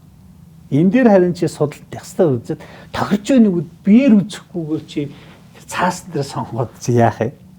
Чадахгүй шүү. Тийм учраас алдаад байгаа шалтгаан тэр байгаа. Одоо энэ их сургуулиуд очсон хүүхдүүд чинь дундаасаа болдог эсвэл ингээ гэдэг нь ягаад гэвэл цаасан дээр сонгочод нөгөө очин гутлаа би ийм өсөөгүй шүү. Энэ миний орчин биш байна. Тэгээд дахиад өөр юм солиод ингээ яваад байгаа. Энэ бол яг та бодит одоо хэцүү кейс л дээ. За яг судалгаанаас бол тэр McKinsey компани гаргасан судалгаагаар бол ер нь залуу наснда энэ ажил мужийн чиглэлийн коучинг зөвлөгөө авчихсан хөөхд амьдралынхаа 20 жилийг товчлно гэж. Ойролцоо. Асар их мөнгө. Ягаад гэх юм бол тэр өвчин айгүй олон газар очиж сураад яваад эсвэл айгүй олон газар ингээд хайрлцаад бодит бас зардал айгүй их зардал гарч штэ. Тэр чинь товчлж штэ. Тэгэхээр биднээс энэ мэргэжил сонголт гэдэг үгний утгаагуулга мөн чанар энэ цаад нуугдсан байгаа энэ асар олон мэдээллийг дутуу ойлгосноос болоод энд ач холбогдол өгдөг үе байсан байхгүй юу. Одоо бол хүссэн ч үсээг чадахгүй хиймэл оюухан гараад ирсэн. Хиймэл оюухан гараад ирсэн энэ нөхцөл биш үү. Энд чинь маргааш нь яхаа мэдэхгүй хиймэл оюухан гарсан чинь ямар ч мэрэгжил устж алга болно, юу ч сольж болно, хавсарсан 2 3 мэрэгжил хэрэгтэй. Дээр нь тэр ур чадварын шилжилт гэж юм гардаг. Энэ юм хүн бүхэн таардаг. Хүссэн үсээгүй энэ асуудал маш чухал асуудал болоод карьер хөгжлийн онол чинь толгомц асуудал болоод байна шүү дээ. Тэг яаж амьдрах вэ те? Яг энэ жишээн дээр нөгөө одоо сүүлийн үед одоо ерөөхдөө юм дундаж настай гэх юм уу те одоо миллениал үеийн эцэг эхчүүд маш их байгаа шүү дээ. Яг нийгмийн нийт массыг хамарсан. Тэгэхээр эцэг эхчүүдийн хувьд ч гэсэн хүүхдүүдийн хувьд ч гэсэн юун дээр ийм төөрөгдөх юм уу алдаатай бодол байгаа даа. Тэгэхээр нэг мэргэжил сонгочвол насан туршдаа нэг л ажил хийн гэдэг бодол. Гэтэл энэ чинь орчин цагт хаашаач хөрвөх би чадамжтай байжж нөгөө AI-аа дагаад технологио дагаад дахиад би ямар ур чадваруудаа отооноос өсөгцөн байх уу? Цаашид би нөгөө таны хэлсэнчлэн ур чадрын тэг шилжилтийг яаж хийх чадамжтай байх уу гэдэг ойлголт өөрөө аягүй чухал болчиход байгаа байхгүй. Гэтэл нөгөө энийг мэдэхгүй анханасаа нэг зөв мэргэжил тэрүүгээр би насан туршдаа сайхан амьдрын гэдэг ойлголт чинь байхгүй болсон гэдгийг эцэг эгч чиглүүлж ойлгуулж чадахгүй нь хүүхдүүд ч гэсэн яг энэ дээр ингээ гацалт үсээд энэ дээр баримжаа байхгүй учраас нийтлэгээрээ бараг 85-аас бараг 90% хүүхдүүд нь яаж юм гэхээр ирээдүгөө сайхан айцтай болж байна. Яагаад гэвэл бүх юм харж чадахгүй тодорхойлж тэр стрессийн өндөр шалтгаан тэн дээр бод. Харин нөгөө ингээд ийм эсвэл одоо тэгээд саяны ур чадвар гэхлээр чинь тэр сонголт бас гадна хамгийн чухал ур чадвар чинь дасан зохицсон ур чадвар гараад ирж байгаа. Яагаад гэвэл 2 жилийн дараа ямар байхаа хинч мэдэхгүй шүү дээ. Зөвхөн чи тэр дасан зохицсон л чадчих. Тэгээ шийдвэр гаргах чинь ийм хэцүү болчиход байгаа. Одоо би өөрийнхөө бас нэг тодорхой жишээ гэх юм бол миний мэрэгжил сонголт 9 дугаар ангид илэрсэн байсан. Одоо түрүү нөгөө тань хэлсэн нөгөө орчинд нь удамших нэг бол гэр бүлийн одоо тэр мэрэгжлийг өвлөх гэдэг нэг юм байгаа даа шүү дээ. Манай аав болохоор прокурор, манай ээж өмгөөлөгч, ах маань эрх зүйчээр төгссөн хуульчдын гэр бүлд би сэтгүүлч төгссөн байхгүй. Тэгээд энэ яасан ихлээр зүгээр ингээл ерөөсөн мөнхийн хуулийн хиллэг яриа тэгэл ажил дээр ноцсон ч хуулийн ингээл байгаад байсан нөлөөлөх байсан чинь нэг л өдөр зүгээр ингээд телевиз үзэж чаал зүгээр хичээлээ тарж ирээл үзчихсэн би хөтлөгч хийж чадах юм шиг надад мэдэрвэл тэгэл хөтлөгч болчих гэсэн чинь чадхулуугүй чадан ш тэгэл очсон. Тэгээд чадцсан. Тэгээд төдийгөөс өдий хүртэл яг энэ ажлыг хийгээд энэ ажилдаа мэрэгжилтэй дуртай хайртай энэгээр ингээд одоо ингээд амьдраад чадаад байна. Тэгвэл тэр үед юу гэж харж байсан яг нөгөө дунд үед одоо яг нөгөө бигээр ингээд зүгээр ингээд нэг одоо том телевизийн нүр царай болоод диктор болоод явж байхад нэг юм учиргүй нэг юм өөртөө итгэл төрөн штэ ингээд тэр үедээ ингээд юу гэж харж байсан. Одоо бол зүгээр л яг ингээд энэ цаг хугацаатай зүгээр үзэгдэл. Дараагийн шин цагийн шин залуу шин дүр төрх гараад ирэхэд энэ ингээд нөгөө урууд нь тэр үед яах вэ гэдэг юм би дандаа тэр үед ингээд боддог байсан. Тэгсэн чинь одоо ингээд эргээ ирсэн чинь нөгөө бидний одоо яриад байгаа AI буюу хиймэл оюунаар хүмүүс ярьдаг боллоо, хийдэг боллоо, зохиол өчтөг, кино хийдэг, дуу хийдэг, хөтлөгч хийдэг тий. Хүний хэрэггүй боллоо. Магадгүй бид гурав энэ өгөгдлийг фронтыг бичээд тавих юм бол одоо бид гурав шиг нэг ингээд хүн суугаад ингээд энэ мэрэгжил сонголтын талаар тий маш олон өнцгтэй олон улсын судалгаатай, статистиктэй, индекстэй ингээд гаргаж ирээд нэг цагийн подкаст гаргая гэдэг ингэх юм бол төлбөрийн төлөөд хийлгэж болж байна. Тэгэхээр нөгөө ирээдүйд бид нарыг юу хүлээж байгааг бүү мэд. Тийм учраас нөгөө одоо би ирээдүйдээ санаа зовж хүүхэддээ нөгөө цалин мөнгөний нэг бол одоо эдийн засгийн нэг бол нэг юм амар хэлбэрийн тухайд ингээд бизнес мэрэгжил сонголт ажлыг сурчлах биш. Яг нөгөө хүсэл сонирхолтод тулгуурлах юм бол хүссэн үсээгүй хөрвөх чадвартай л бол. Одоо гурлаа ингээд суужаач 2 дугаар ангийнхаа юм уу 3 дугаар дугаарынхаа подкастыг промптоор бичээд яаяар хийлгэчихэд болохгүй юм байхгүй. Энэ нөгөө нэг мэрэгжлээ буюу хийж байгаа ажлаа технологитойгоо уялдуулж байгаа, өөрсдийнхөө ажлыг хэлбэрчилж байгаа, магадгүй орон зай цаг хугацааг хэмжиж байгаа ч гэдэг юм уу те. Гэхдээ энэ ажил, энэ үзэл бодол, энэ өгөгдөл өөрөө нийгэмдээ алдахгүй хүнсний хадгалаад явах хэрэгтэй гэдэг юм байна. Тэгэхээр хамгийн том мессеж бол одоо энэ дугаарыг маань өгөгдөл. За шууд 9 дугаар ангийнхан дээр бид нэр поинтлах хэрэгтэй байна. Багш нар маань нэг заах арга зүй дээр ингээд чанарчих хэрэгтэй байна. Тэгээд эцэг эхчүүд маань одоо үүрэг оролцоогоо нэмэгдүүлэх, хүүхдтэйгээ харилцах, одоо тэр ярилцах, сонсох, тэгээд яг энэ мэдээллийг үнэн зөвөөр нь авч тулгын шаардлагатаас одооноос ингээд баг багаар. Яг тэгэхээр уламжлалт сэтгэх үү гэдэг нэг юм байгаад байгаа байхгүй. Нэгэнт нөгөө бид нэр ингээд сонсъё гэж хичээдэг. Ингээл хүүхд юм ярьжаал юм ярингуут нь гів гинт ингээд нөгөө сонсоогүй үг чихэнд ороод ирж байгаа юм шиг ягаад цор хийгээд байгаа. Ээж аавынхаа уртаас. Ягаад том хүний уртаас юм яриад. Ягаад том хүний ярианд оролцоод байгаа. Гэт ингэдэг. Тэгээд нөгөө нэг өөрийн мэдлгүй энэ нэг тийм байгалийн өгөгдөл гэх юм уу энэ хүмүүжлийн энэ урт хугацааны бидний нэг монголчуудын нэг энэ өв соёлын харилцаа хандлагын те нэг бол одоо бохор сүсгийн ч гэдэг юм уу ингээд маш олон зүйлээр нөгөө хүүхдүүдийнхаа эрхийг хязгаарлаад байгаа байхгүй. Тэгээ энэ хязгаарлалтыг одоо бид нөгөө загсч нэмэр уусгүй гэж би энд өөрөө яриад байгаа боловч энэ өөрөө миний амьдрал дээр яг хэдэн хувьтай хэрэгжиж гин гэдгийг дандаа өөртөөсөө асууж өөртөө ажиллахгүй бол үр дүн бас айгүй хомс байгаад байна. Тэгэхээр л одоо энэ нөгөө подкастаар нөгөө мянга яриалаа ингээд мэрэгжил сонголт боловсрол нийгмийн боловсрол асуудлыг ингээд хөндөд мессежийг чадлаараа олон судлаач багш нар та нарынхаа ингээд дэм тусалцаагаар хэдүүлээ ингээд нэг цул болол яриалаа гэдэг нэг юм одоо үндсэн зорилго байгаа. Тэгээд бас танд энийг дуулгахад таатай байна. Тэгээд яг энэ цаг үед бас ингээд зорж ирээд яг энэ сэдвийг энэ өргөн цар хүрээг бас ингээд ярьж өгч байгаа бас үнэхээр их баярлж байна. Тэгээ бид нар ингээд яг яриалаа байвал энэ урт сэдв дуусахгүй. Тэгээд нэлийн цаг гарч бараг ярилцчихлаа. Тэгээд ямар ч тач ярилцлага энэ түрээд өндөрлөө. Тэгээд сэдв бол угаасаа дуусахгүй хэдүүлээ цааш 7 өнцөг сэдвээр ярилцаад энэ ингээд нэг системтэй яаж хүргэж болохоор байна гэдгээ ч гэсэн агуулга ингээд сайхан хайрцаглаад явъя. Тэгээд ямар ч тач сүүлийнхаа бас хормыг танд үлдээтэй нөгөө нэвтрүүлгийн зарчим гэдэг шиг тий хэлээгүй буюу хэлэх тэгэхээр поинтууд юу вэ? Одоо яг энэ тэр хэмэл явахын ч одоо яг гарч иж байгаа. Тэг яагаад энэ судалгаа хийгээд байгаа гэж. Хэрэв мэдлэг өгөх юм бол хэмэл явахаа хийчихнэ. За бүр сонголтыг ч гэсэн хөгтөд өгнө.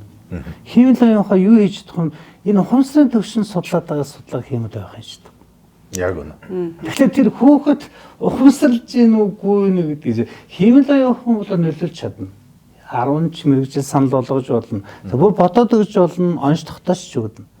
Гэтэл өнөөдөр хэмэл явах ухамсарын төвшин тэр зэрэг ажиллах уу? Энийг одоо шинжлэх ухааны нотлоход одоо чадахгүй цаашдаа ч их хэцүү. Гэтэл одоо бид одоо ингээд та бүхэн мэдж байгаа ингээд нөгөө энэ санамсрын бяцлал гэдэг. За тэр санамсрын бяцлал гэдэг чинь яаж юм гэлээс тэрний их гол юм автомат горимоос салах гэдэг. За бид бол ихэнх юм автомат горим дээр тавьчихсан хийгээд байгаа. За тэгтэл одоо судалгаагаар бол нэг шийдвэр гаргах айгүй олон онолууд байна. Тэгээ одоо биднээс ихэнх хүн судалгаа оруулаад энэ мэрэгжил сонгосон шийдвэрийг автомат горим тавиад автоматар хийчихдэг. За тэр автомат горим гэдэг юу гэсэн үг гэх юм бол ерөөсө чиний хоримтлуулсан тухайн хүний хоримтлуулсан эерэг, сөрөг, дадал, жууршил, амьдралын туршлага бүх юмны нийлбэрийг үр дүнгээр шийдчихэж байгаа. Энд гэтэл тэр автомат горимоос салахын тулд тэр сургалтын дээр банк ухамсарл гэл ингээд чи зангуугаа сан гэдэг нэг сануулдаг. Тэр нь бол одоо байдал дээр очих хэрэгжүүлэх гэж байна. Яг үүнтэй адилаар хүүхдэд одоо чи бод энэ чи зөв. Чиний нүч тарж гин. Чи одоо энэ судалгаа хий, энийг хий. Ингээд нөө автомат горимоос салгаад тахад хүүхч хаанда ухамсарл хийж. Тэгээ яванда энэ ухамсарлсан шийдвэр гэдэг чинь аливаа юмд бол автомат горимт. Би нэр бодъё. Энэ ер нь зөв үү? Энэ ер нь хэлж байгаа чинь зөв үү? Би автоматар багах юм уу гэвэл энэ автомат горимоос салгаж байгаа цаад энэ шинжлэх ухааны энэ аргыг өгөөд ирэх утал ерөөсөө тэр ирээдүйд учирж болохгүй асар олон асуудлыг одоо шийдвэрлэхэд бол энэ дадал зуршил маш чухал хэрэгтэй болж байна. Яг үнэ. Хиймэл оюун ухаан яагаад хиймэл юм? Хиймлэр хүний эд эрхтэн бүтээж одоо чадахгүй шүү дээ. Тэгэхээр энэ оюун ухаан гэдэг өөрөө ухамсар гэдэг зүйл өөрөө нэгэнт л энэ дэлхийн ертөнцийн хүн төрлөختөнд л ганцхан заяатсан учраас энэ бол яг л амьд бодгол. Тэгээ яг энэ л шийднэ. Энэ хиймлийн цаана хүн бүтээсэн хиймэл хариулт автомат зүйл л байна. Энэ л. Тэгэд анх хэлсэн үгээ одоо дахиад нийлүүлээд хэллээ шүү дээ. Анх одоо надаас сууж ирсэн шүү дээ. Яагаад мэрэгжил сонголтын чадамж гэсэн бэ? Тэгэхээр эхлээд бид мэрэгжил сонголт гэж ярьж байсан. За энд бол ухамсарын төвшөнд яриаггүй асуудал өмнө байсан. Ингэх боломж байхгүй ч байсан баг.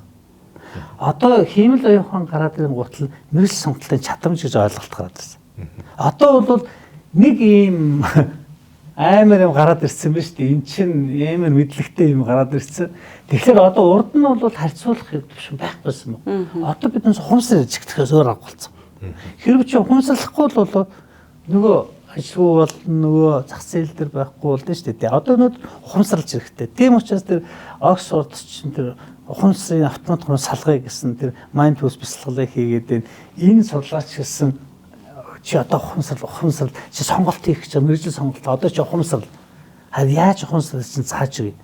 Чамд ингээд автомат гоо салгуулдаг гэдэг. Тийм учраас ерөөсөө би анханасаа асуусан мэрэгжил сонголт гэдэг чи өөр ойлголт. Чадамж. Мэрэгжил сонголтын чадамж гэдэг өөр асуудал. Тэгээ эн чинь л нөх хиймэл оюунд холбоотой. Бид хиймэл оюунаас өмнө мэрэгжил сонголт хийж байсан хиймэл оюуны чадамж ухамсарын төвшөнд л ярихаас. За өнөөдрийн яриа бол маш сонирхолтой болж өнгөрч байна тий. За бидний бас мэдэхгүй зүйлүүд ч байна тий. За дахиад ер нь суралцах ёстой зүйлүүд ч байна.